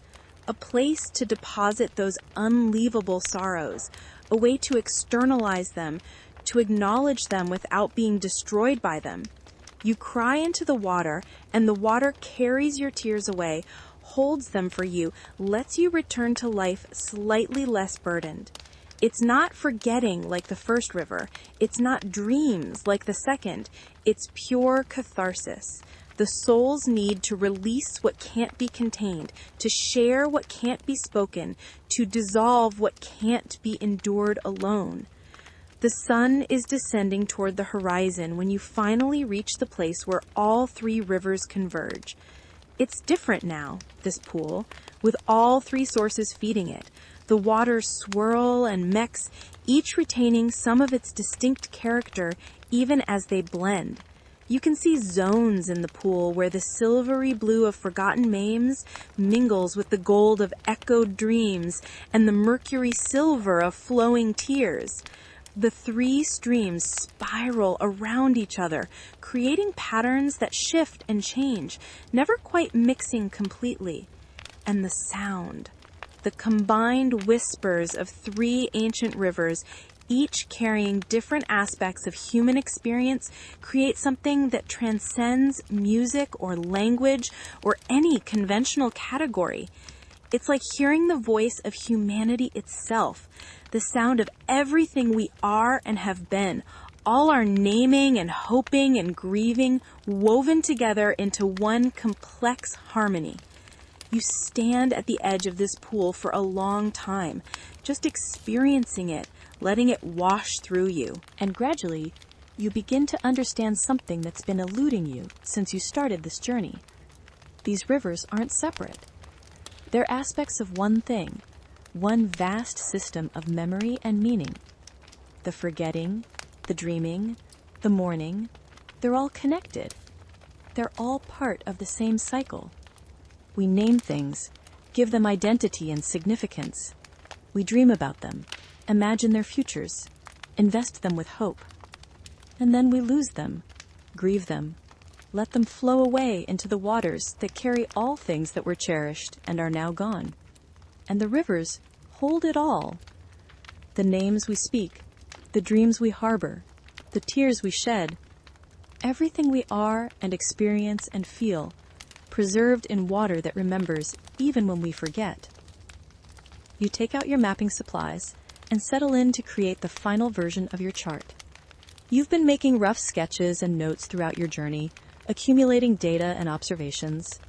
Now it's time to synthesize all of that into a cohesive whole to create the actual map you were commissioned to produce. You work through the evening and into the night, by firelight and then by the glow of the moon rising over the hills. Your hands move with practiced precision, drawing lines that represent the physical courses of the rivers, placing symbols that indicate features and landmarks, adding notations that capture what can be captured in words of the phenomena you've witnessed. But you also do something unconventional. Around the border of the map, you create an illuminated margin, decorated with images and symbols that represent the deeper nature of what you're charting. Flowing water, rendered in careful detail. Faces emerging from and dissolving into the flow. Dreams, depicted as starbursts and light. Tears, shown as silver drops that become rivers. It's more artistic than most cartographic work, closer to the decorated manuscripts created by monks and scribes than to the functional maps produced by surveyors and navigators. But it feels right. These rivers demand a response that's both practical and poetic. They exist in multiple registers simultaneously, and your map should reflect that. The geographic information is accurate and complete, useful for anyone who needs to navigate this landscape. But the decorative elements and extensive annotations point toward the aspects that can't be captured by measurement alone, inviting the map user to understand that there's more here than can be represented in ink on parchment. As dawn approaches, and you put the finishing touches on your work, you feel that familiar shift in the air, the sense of presence you've experienced before. You look up and see what appears to be 3 figures standing around the pool. The translucent woman from the River of Forgotten Names. Beside her, 2 others. One with skin that seems golden in the pre-dawn light, and eyes that appear to hold countless reflections. One with a face that seems perpetually wet, as if with tears that never dry. Whether these are genuine entities, manifestations created by your exhausted mind after a sleepless night of intense work, or some other phenomenon you lack the concepts to properly explain, you're past the point of questioning. You engage with what you perceive, knowing that the experience, whatever its ultimate nature, has taught you things you needed to learn. You've completed your task, says the first spirit. I've created a map, you reply. Whether it's complete, I can't say. I've done my best to represent both what can be measured and what can only be experienced. The golden spirit, the river of echoed dreams, smiles. You've done something no other cartographer has managed. You've created a map that points beyond itself, that admits its own limitations while still serving its purpose. The silver spirit, the river of silver tears, speaks in a voice heavy with emotion. You've witnessed our nature, carried our weight. Many would have broken under it. You bent, but didn't break. That's worthy of respect. What will happen to this map, you ask? Who commissioned it? What's it for? Questions we cannot answer, the first spirit says. We are the rivers. We know what is given to us, what flows through us, but the purposes of those who seek to understand us, those remain mysterious even to us. Will I be changed by this, you ask? The innkeeper warned me that people who come to these rivers return different, if they returned at all. You are already changed, the silver spirit says. You came here as a cartographer. You leave as something more, someone who has looked into the depths of human experience and created something beautiful in response.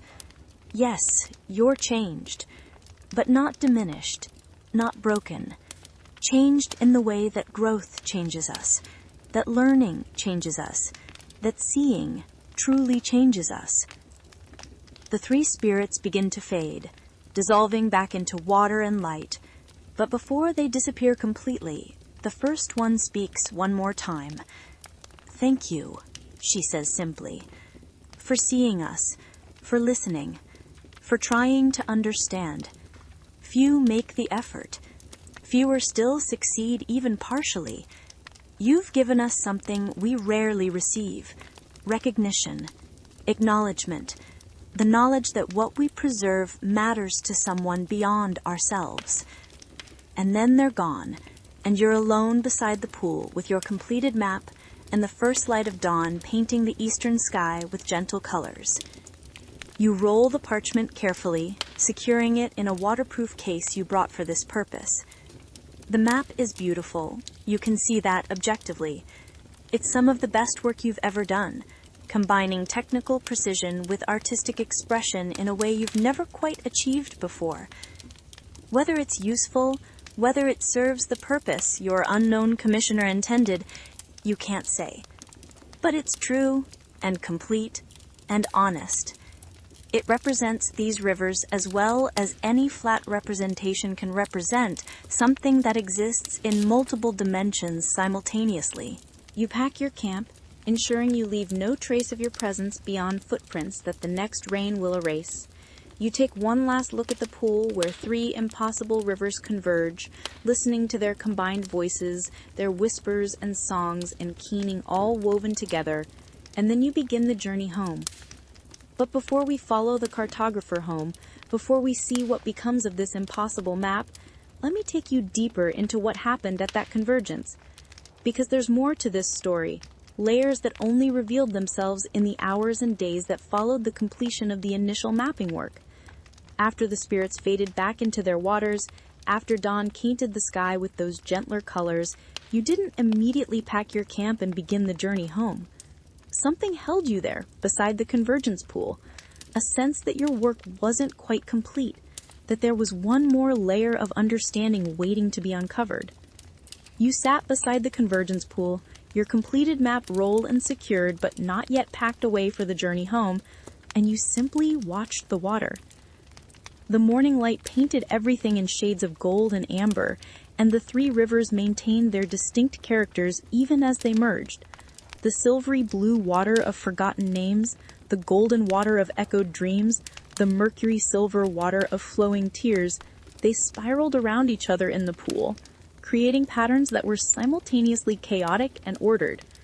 You found yourself tracing the flow with your eyes, following one stream of color as it wound through the others, noting how they touched and separated and touched again, never quite mixing completely despite sharing the same space. And as you watched, paying that deep, sustained attention that had become second nature to you over the days of surveying, you began to see something else. Something that made you reach for your parchment again, unrolling it carefully despite believing you'd already finished. The patterns weren't random.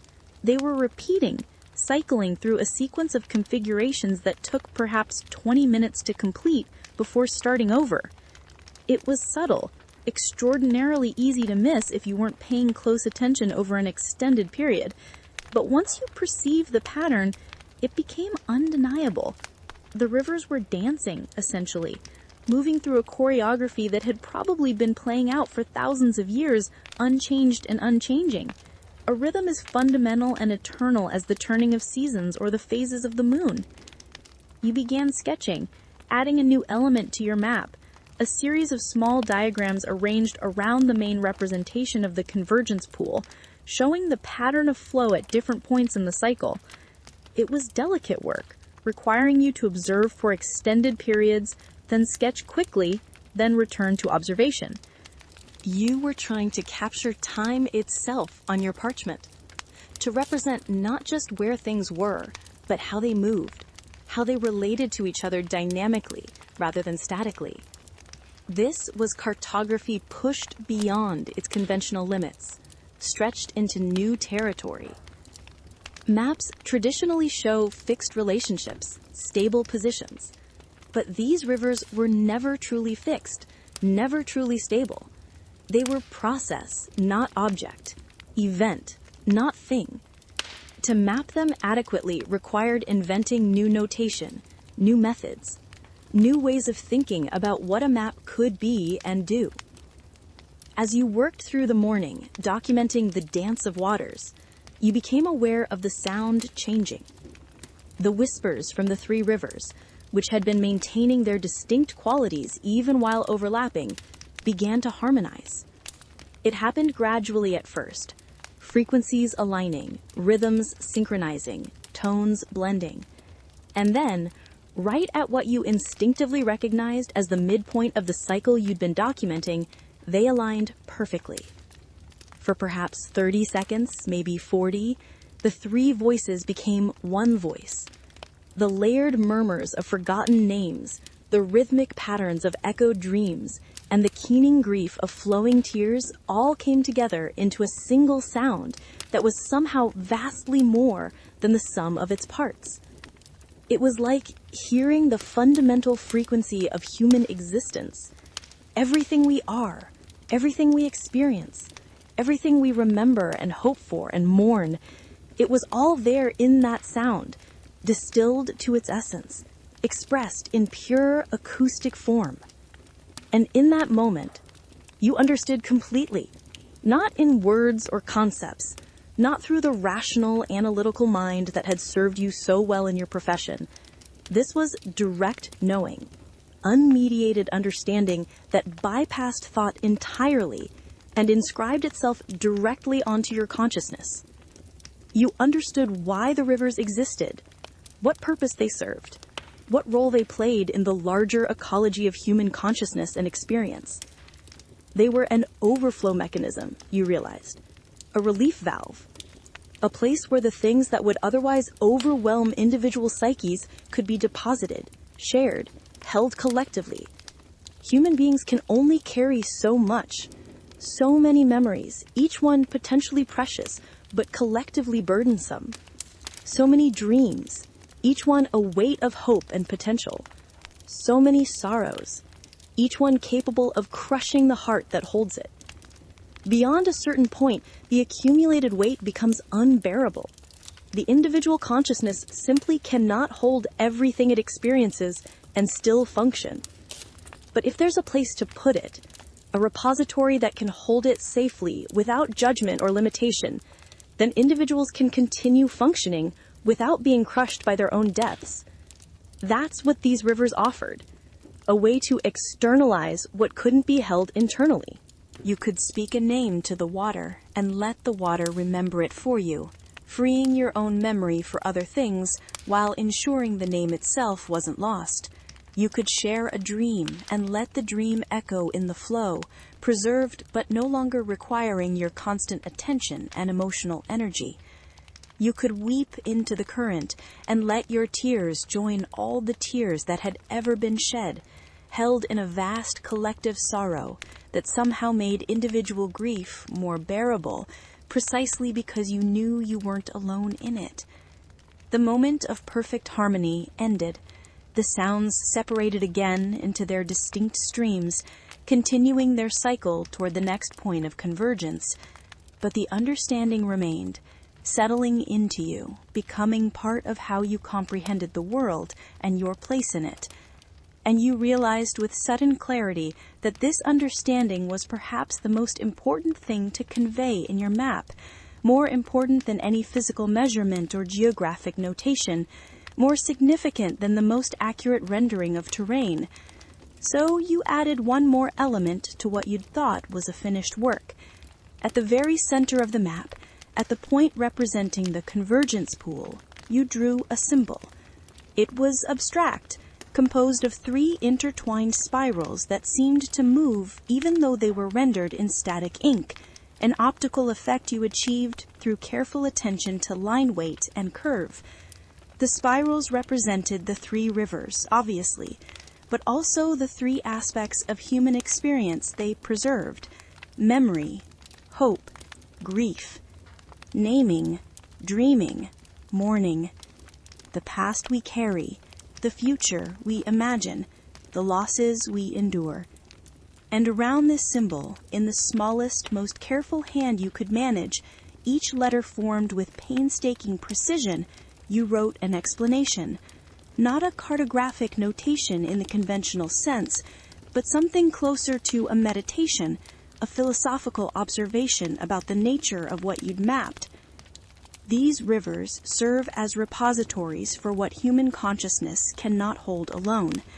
They are not merely physical waterways, but sacred sites where the boundary between individual and collective experience becomes permeable, where the private becomes shared and the isolated becomes connected. To approach them is to recognize that we are part of something larger than ourselves, woven into a fabric of experience that includes all who have lived and felt and remembered, all who will live and feel and remember. The whispers you hear in these waters are not separate from you. They are the voice of our shared humanity, speaking across time and distance and the illusions of separation, reminding us that no experience is truly private, no emotion truly isolated. We are all flowing together, tributaries of the same vast current that connects all conscious beings who have ever loved and lost, hoped and feared, lived and died. You paused, reading what you'd written, feeling the truth of it resonate in your chest, but it still wasn't complete. There was more that needed to be said, one more crucial piece of understanding to convey. So you added another note, this one in even smaller letters, positioned in a corner of the decorative border where it would be easily overlooked by casual observers, but discoverable by those who looked closely. This map is incomplete. It will always be incomplete. New names are spoken to these rivers every day. New dreams are entrusted to them. New tears flow into them. What is represented here is a moment in time, a snapshot of something that is continuously changing and growing, evolving with each person who approaches these waters and shares something of themselves. Let this map serve not as a definitive record, but as an invitation to engage with these living waters yourself, to add your own voice to the chorus, to become part of the story these rivers tell. The true map of these waters is written in experience, not ink. This parchment can only point the way. The sun had climbed well above the horizon by the time you finished these editions. Your hands were cramped from the fine detail work, and your eyes were tired from intense concentration on such small script. But the map was truly complete now, not in the sense of capturing everything, which was impossible, but complete in the sense of fulfilling its purpose, of honoring what it represented, of being honest about its own limitations while still providing something genuinely useful. You rolled it carefully, more carefully than you'd rolled any map in your professional life, and secured it in its waterproof case. Then you sat for a while longer beside the convergence pool, just being present with the waters, listening to their whispers without trying to interpret or analyze them, simply receiving what they offered. And the rivers seemed to recognize this, seemed to respond to your openness. The whispers grew clearer, more distinct, and for a time you heard actual words mixed in with the general murmur. They were in languages you didn't speak, from time periods you couldn't identify, but somehow you understood them anyway. A mother speaking her child's name with infinite tenderness, a young man describing his dream of becoming a healer, of learning the properties of plants and using them to ease suffering, an old woman weeping for her dead husband, 40 years married, half her life spent in his company, now facing the remainder alone. The specificity of these voices, the particularity of these individual stories moved you profoundly. The rivers weren't just abstract repositories of general human experience. They preserved the specific, the individual, the utterly unique moments that made up actual lives. Every person who had ever come here had left something distinct and irreplaceable, and the waters held it all with perfect fidelity. You found yourself speaking aloud, adding your own voice to the collection. "I came here to make a map," you said. I thought I understood what that meant, thought I knew what cartography was and what it was for. But you've taught me that maps, like everything else worth doing, are really about connection, about helping people find their way, not just through physical space, but through the larger territory of being human. Thank you. for that lesson. Thank you for letting me see truly, for showing me depths I didn't know existed, for changing me in ways I'm still discovering. The whispers seemed to swell in response, not louder exactly, but more present, more immediate. And you felt, quite distinctly, that you'd been heard, that your words had been added to the vast archive, would flow with these waters forever, preserved alongside all the other voices that had spoken here across the centuries. Eventually you rose and began the practical work of breaking camp, packing your tent and equipment, distributing weight in your pack, ensuring you had enough food and water for the journey back. The morning had passed into early afternoon, and if you wanted to make reasonable progress toward home, you needed to start walking. But as you shouldered your pack and took your first steps away from the convergence pool, you looked back one more time. The three rivers spiraled together in their eternal dance. The sun gleamed on their surfaces. The whispers carried on, speaking to no one and everyone, preserving everything, forgetting nothing. You raised one hand in a gesture that was part salute, part farewell, part acknowledgement. And then you turned and began walking south, toward the limestone hills, toward the old trade route, toward the Crossways Inn and Marta's hospitality, toward the city and your workshop and whatever came next. The map in your pack felt alive somehow. Not literally, of course. It was ink on parchment, nothing more. But it carried something of the rivers in it, some quality that pulsed with a life of its own. You'd poured more than technical skill into its creation. You'd poured understanding, attention, reverence. You'd approached these waters with humility and openness, and that approach had been reflected back to you, had been woven into the work itself.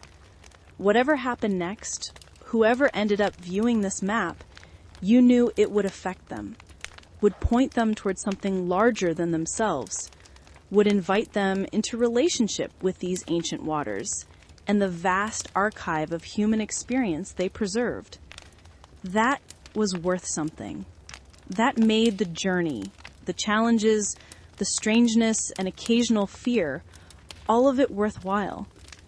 You walked steadily through the afternoon, the terrain becoming gradually less rugged as you descended from the highest hills.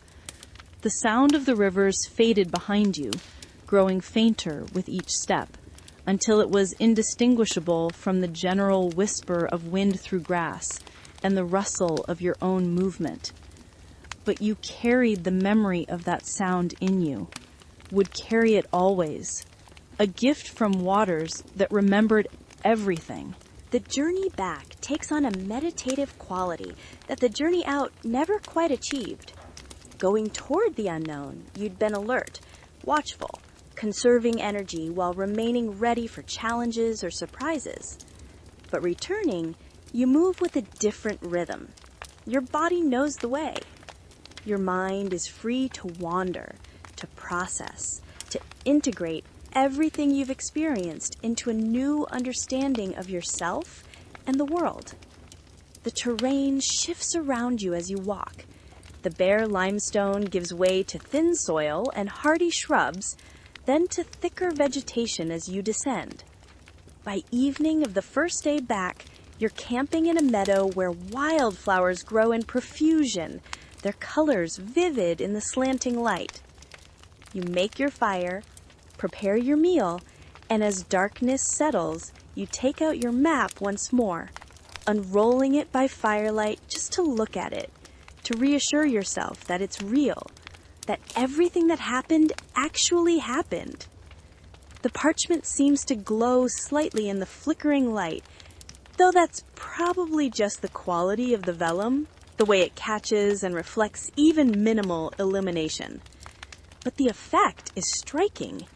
The three rivers appear to flow on the page, the careful lines you drew seeming to move and shift as shadows dance across the surface. The decorative border with its images of faces and dreams and tears looks almost alive. Figures seeming to breathe, to blink, to exist in that liminal space between 2 and 3 dimensions. You trace the course of each river with your finger, following their paths from source to convergence, remembering each section, each distinctive feature, each place where something remarkable happened or some understanding crystallized. The river of forgotten names, where you met the first spirit and learned that water could hold voices across centuries. The river of echoed dreams, where you saw your own hopes reflected back to you and understood that rivers could read you, even as you tried to read them. The river of silver tears, where you felt the weight of accumulated grief and learned that sorrow shared is sorrow that can be survived. And at the center, the convergence, where all 3 came together and revealed their true purpose, where you understood that these weren't separate phenomena, but aspects of one vast system, one continuous flow of human experience, seeking expression, seeking preservation, seeking connection. Sleep comes easily that night, and with it, dreams. You dream you're floating on your back in the convergence pool, looking up at a sky full of stars that are actually voices. Each point of light, a word or name or cry that someone once spoke to water. The stars arrange themselves into patterns, into stories, and you read them as you would read a book, absorbing narrative after narrative, life after life, experience after experience. The sheer volume should be overwhelming, should crush you with its immensity, but instead, it's comforting. All these lives, all these moments, preserved and connected. Nothing truly lost, nothing irretrievably forgotten. You wake before dawn with that dream still vivid, and for a moment you're not entirely sure which is the dream and which is waking. Both feel equally real, equally substantial. But gradually you orient yourself. The meadow, your camp, the stars fading as the eastern sky begins to lighten. The map, still unrolled beside you where you fell asleep looking at it, dew beginning to form on its surface. You wipe the moisture carefully away with a soft cloth, then roll the parchment and secure it properly. As you pack your camp and prepare to continue the journey, you find yourself thinking about the nature of knowledge, of understanding, of how we come to know things that matter. There's the knowledge you gained through study, through reading books and examining diagrams and learning theories. That kind of knowledge is valuable, certainly. It's what allowed you to become a skilled cartographer in the first place, what gave you the technical ability to measure accurately and render precisely. But it's limited. It can tell you about things, but it can't make you understand them in any deep sense. Then there's the knowledge you gained through direct experience, through doing and feeling and being present to what's actually happening.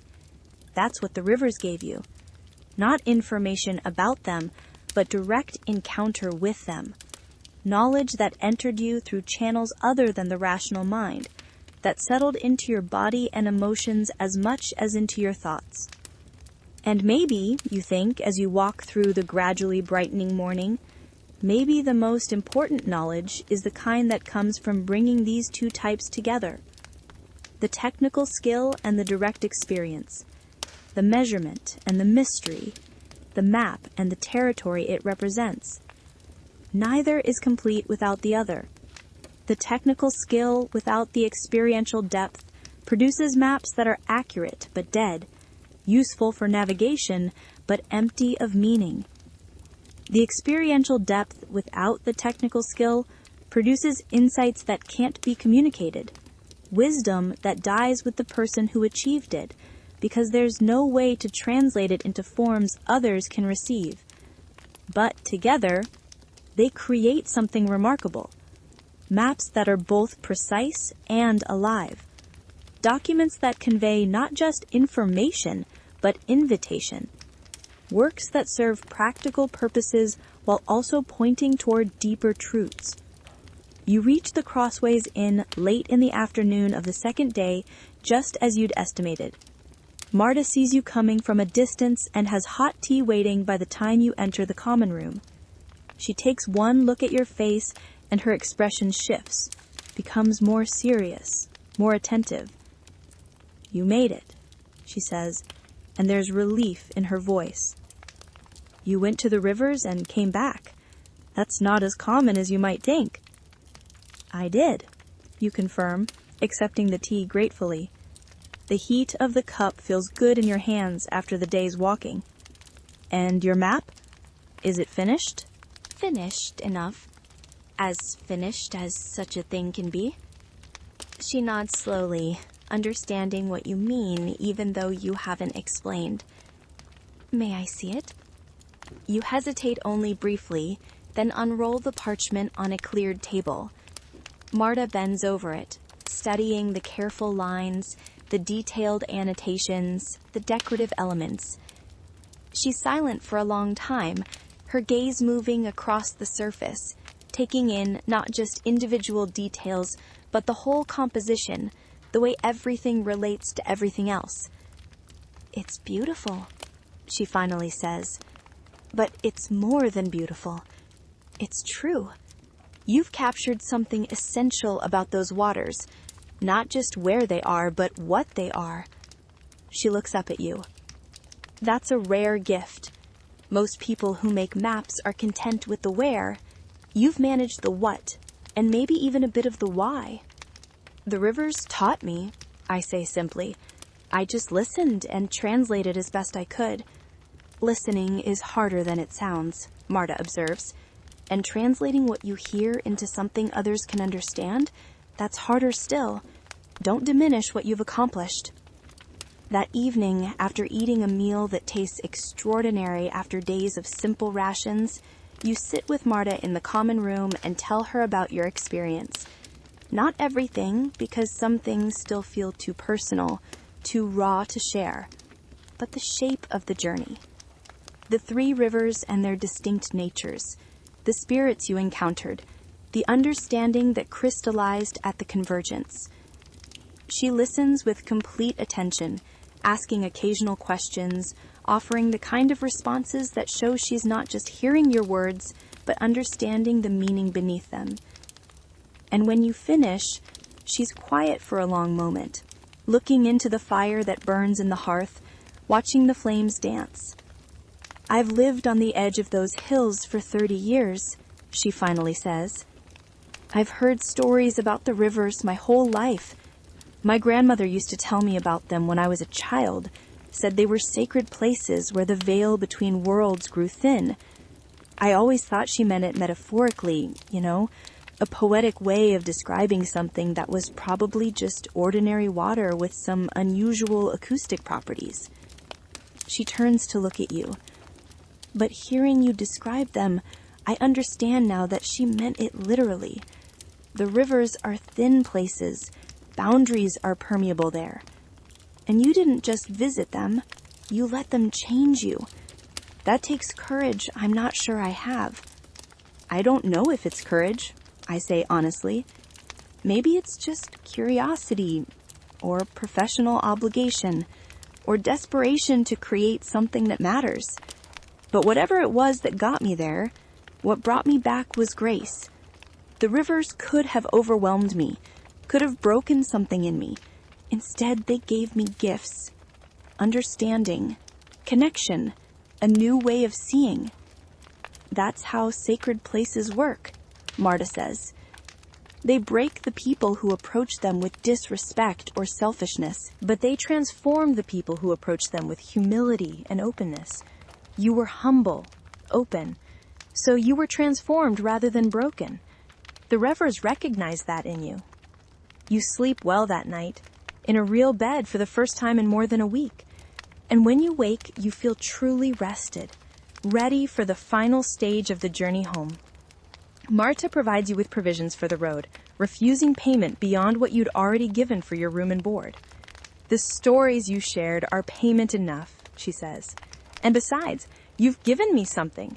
Confirmation that my grandmother wasn't just spinning tales, that there really are places in this world where the extraordinary breaks through into the ordinary, where water remembers and speaks, where the past and present flow together.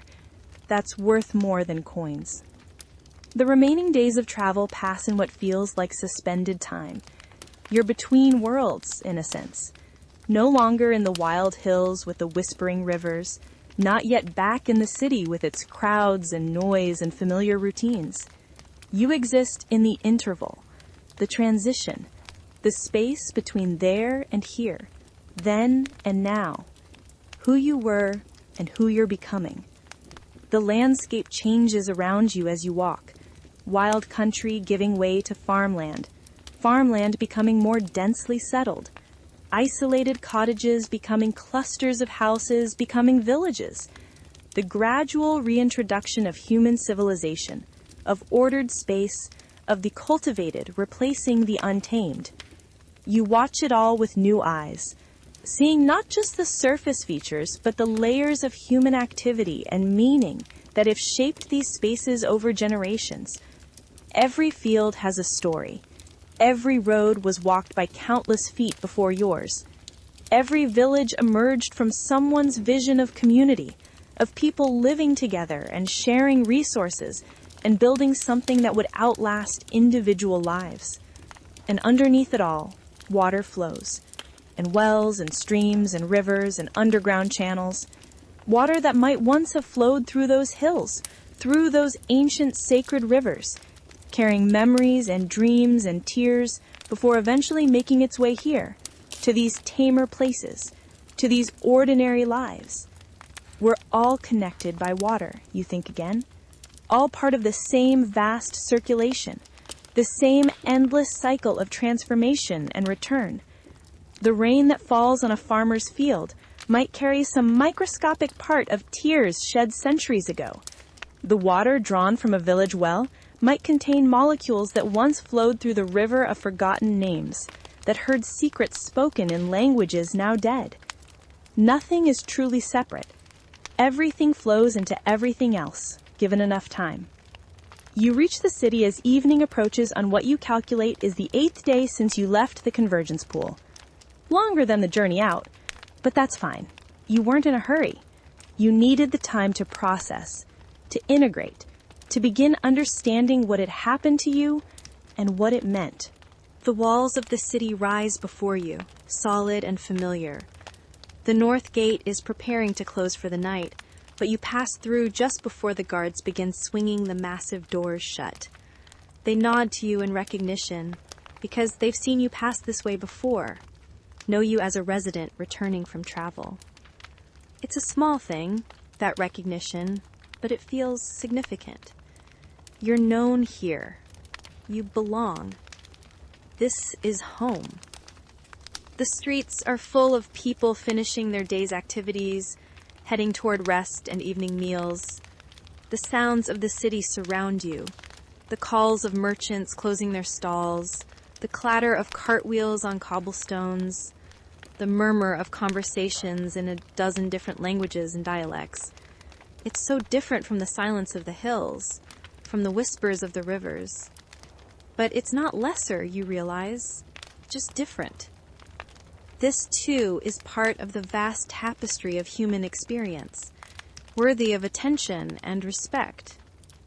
Your workshop is exactly as you left it. The door still locked, the windows still shuttered. Inside, everything waits in darkness until you light candles. The familiar space gradually reveals itself. Your drafting table, your shelves of maps and books, your tools arranged in their proper places. It all feels smaller somehow, more constrained than you remembered, but it's yours. It's where you do your work, and you're glad to be back, ready to see what comes next, to discover how this journey will continue to unfold in the days and months and years ahead. You spend that first evening back carefully unpacking your equipment, checking each item for damage, cleaning and storing everything in its proper place.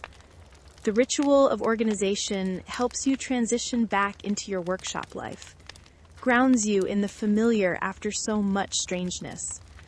But you save the map case for last, setting it on your drafting table with a reverence that surprises you. It's just parchment and ink, you remind yourself. Just a representation, not the thing itself. But it doesn't feel that way.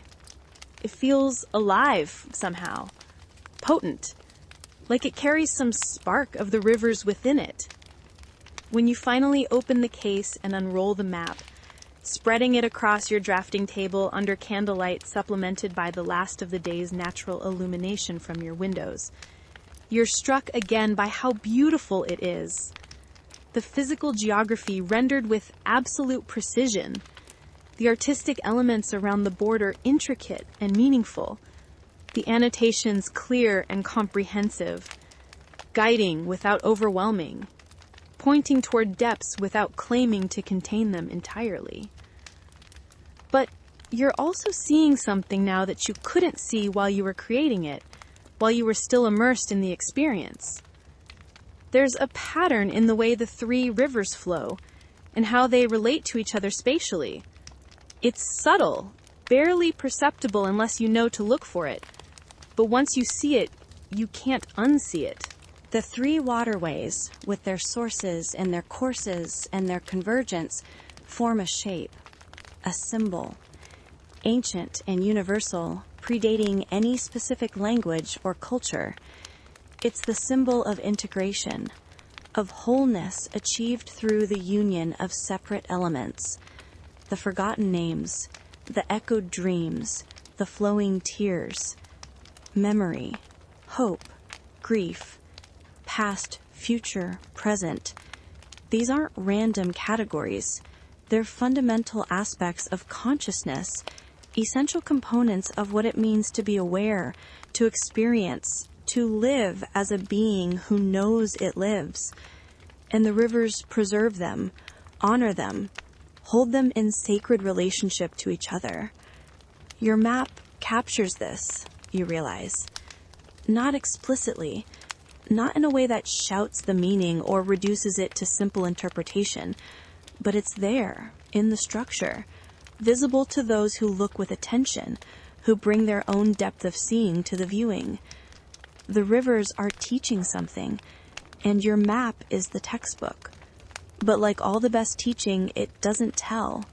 It shows. It invites. It allows understanding to emerge naturally from careful observation, rather than forcing it through explanation. You sleep deeply that night, and when morning comes, you wake feeling clear and focused. You know what's going to happen today. The hooded messenger will arrive to collect the map.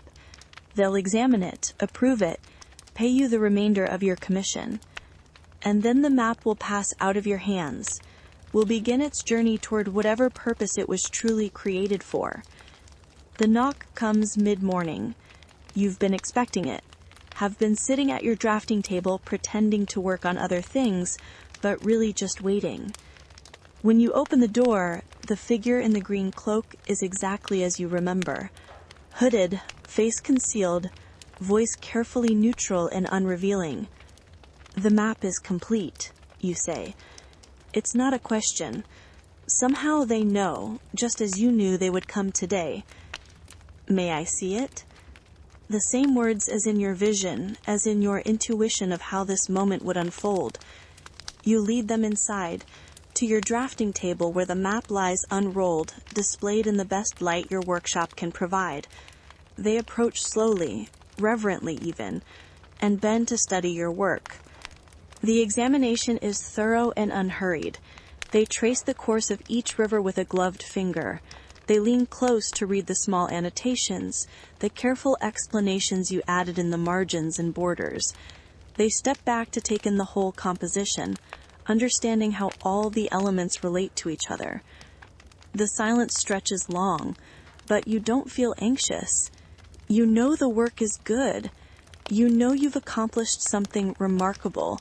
Whatever judgment they're forming, you can accept it, because you've been true to what you experienced, honest in your representation, skilled in your execution.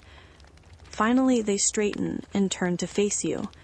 You still can't see their face clearly within the hood, but something in their posture radiates satisfaction, perhaps even awe.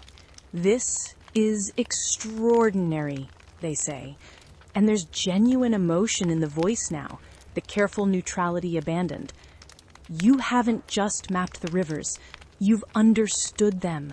You've captured not just their physical existence, but their essence, their purpose, their meaning. Remainder of your payment. As promised. You've more than earned it. You pick up the purse, feel its substantial weight, but you don't open it to count the coins. The amount doesn't matter. What matters is that your work has been recognized, understood, valued. Who commissioned this, you ask? The question that's been with you since the beginning. What's it really for? The figure is quiet for a long moment, as if weighing how much to reveal. Then they pull back their hood, and you see their face for the first time. It's androgynous, ageless, with features that seem to shift slightly as you look at them, never quite settling into any single configuration. Their eyes are the color of river water, or perhaps they contain all colors, or perhaps they have no color at all.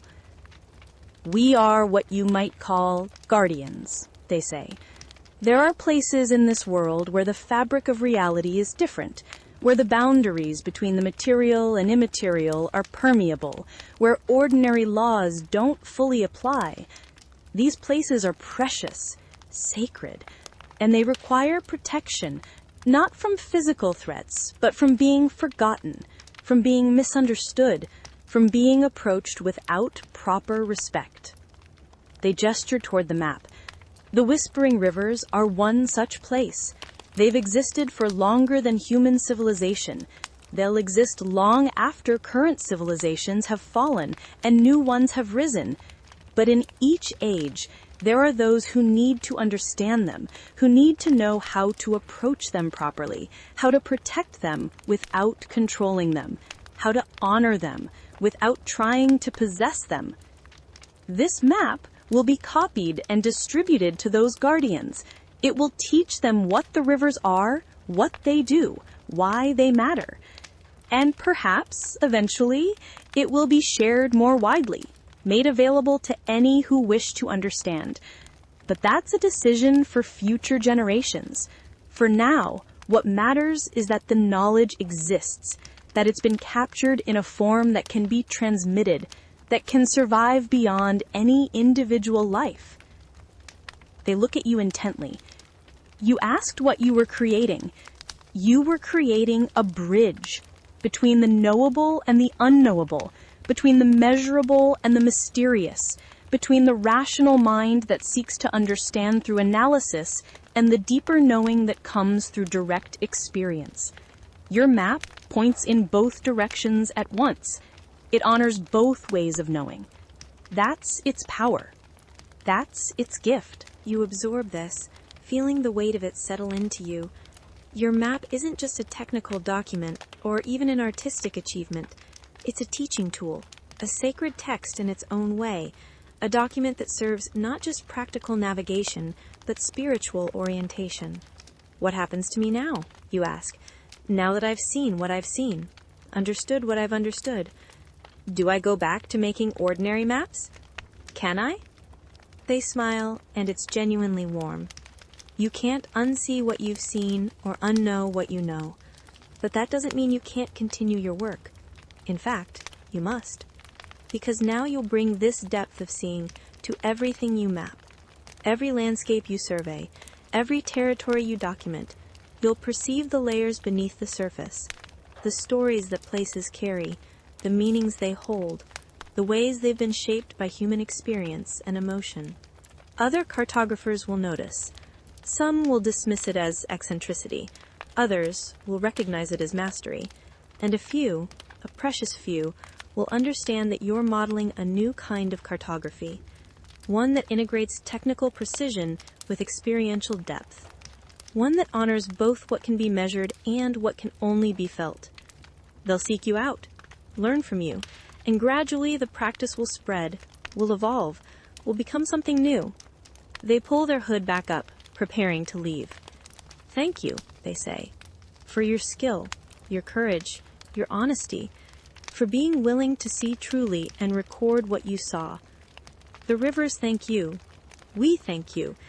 And all those who will learn from this map in years and centuries to come, they thank you too, even though they don't know it yet. They carefully roll the map, secure it in its case, and tuck it within their cloak. Then, with a final nod of acknowledgement, they're gone, descending your stairs, disappearing into the flow of city life outside. You stand in your workshop, the heavy purse of gold in your hands, and feel simultaneously empty and full. Empty because something you poured yourself into has been given away, is no longer yours. Full because you know it will continue to exist, will serve its purpose, will affect people you'll never meet in ways you'll never fully know. The days that follow bring a strange mixture of restlessness and contentment. You take on new commissions, because that's what you do, how you make your living. Merchants want trade route maps, property owners want boundary surveys, the city council wants updated documentation of the growing neighborhoods on the eastern edge of town. You do this work with the same care and precision you've always brought to it, but something has changed in your approach. You find yourself paying attention to things you would have overlooked before. The way morning light falls on a particular street, transforming ordinary buildings into something almost magical. The sound of a specific neighborhood at different times of day, the rhythms of life that make each area distinct. The feeling a place evokes, the emotional resonance that can't be measured but is absolutely real. You start adding notes about these things to your maps, not in place of the technical information, but supplementary to it. Marginal annotations that point toward the experiential aspects of the places you're documenting. Some clients don't know what to make of these additions. They ignore them, focus only on the conventional cartographic information. But others are intrigued. They ask questions. They want to understand what you're pointing toward. And word spreads. Other cartographers hear about your work, about the new approach you're developing. Some are dismissive, call it unprofessional, a corruption of proper cartographic practice. But others are fascinated. They seek you out, want to understand your methods, your philosophy, your way of seeing. You find yourself, somewhat to your surprise, becoming a teacher. Not in any formal sense. You don't open an academy or take on official apprentices. But you share your insights freely with anyone who asks, with genuine curiosity. You show them how to look beyond the surface of a landscape, how to perceive the layers of meaning and memory that places carry, how to translate those perceptions into forms that others can engage with. And you find yourself thinking often about the rivers. Sometimes, late at night when the city is quiet and you can't sleep, you think you hear them, just faintly, just barely, at the very edge of perception. The whispers carrying names and dreams and tears. It might be imagination, it might be memory, or it might be that once you've truly heard the whispering rivers, you carry some part of them with you forever. A permanent connection that distance can't sever. A thread linking you to those sacred waters and to all who have ever stood beside them and listened. You are changed. Irrevocably, fundamentally changed. You went to the rivers as a skilled technician, a professional cartographer with a reputation for accuracy and precision. You returned as something more, a bridge between worlds, a translator of mysteries, someone who can honor both the measurable and the immeasurable, who can work with rulers and compasses while also attending to whispers and visions, who exists in that liminal space where science and soul meet and merge. And perhaps that's the greatest gift the Whispering Rivers gave you. Not the commission payment, substantial though it was, not even the satisfaction of completing a masterwork that will outlive you. but the understanding that the world is larger and stranger and more meaningful than conventional thinking allows. That there are depths beneath every surface. That attention and honesty and willingness to be changed can reveal marvels that casual observation misses entirely. You are a cartographer. You map the world, translating its complexity into forms that others can use and understand. Someone who has looked into the heart of sacred waters and come back with something useful, something beautiful, something profoundly true. The rivers whisper on in their distant valleys, preserving every name that's spoken to them, echoing every dream that's shared with them, carrying every tear that's shed into them. And somewhere, your map exists, pointing toward them, inviting others to make the journey, to stand beside those impossible waters, to listen to what they have to say. Because some things can only be learned through direct experience. Some truths can only be known by going to their source and listening carefully and being willing to be changed by what you hear. Your map can guide people to the rivers, but what they find there, what they learn, what they become, that's their own journey to make, just as it was yours. And that, my dear friends, is where our story truly ends. The Cartographer and the Map of Whispering Rivers. A tale of seeking and finding, of measuring and mystery, of how sometimes the most important journeys are the ones that change us from within, that teach us to see the world not just as it appears, but as it truly is, in all its layered complexity and strange beauty. I hope this story has transported you, has invited you to think about the maps you carry, both literal and metaphorical, about the landscapes of memory and dream and sorrow that we all navigate, about the waters that flow through our lives, carrying voices and visions and truths that we sometimes hear and sometimes miss, depending on how carefully we're listening. If you enjoyed tonight's journey, I would be deeply grateful if you would take a moment to like this video and subscribe to the channel. Your support makes these stories possible, allows me to continue creating these immersive journeys into worlds where the ordinary and extraordinary intertwine. Consider sharing this with someone who might appreciate a story about rivers that remember, about maps that point toward mysteries, about the courage it takes to see truly and record honestly what we've seen. And please leave a comment sharing your thoughts about maps you've drawn or wish you could draw, about waters that speak to you, about journeys that changed you in ways you're still discovering. I read every comment, and your reflections become part of the larger conversation, the collective story we're creating together. Until our next adventure, may you find your own whispering rivers, whatever form they take. May you approach them with the courage to listen, the honesty to hear what they're truly saying, and the willingness to be changed by what you learn. Your maps, both the ones you draw and the ones you follow, honor both precision and mystery, both measurement and meaning. Stay curious, dear wanderers. Stay open to wonder. And remember that the deepest truths are often found not in the destinations we reach, but in how we're transformed by the journey itself. Until next time, safe travels and sweet dreams, my friends.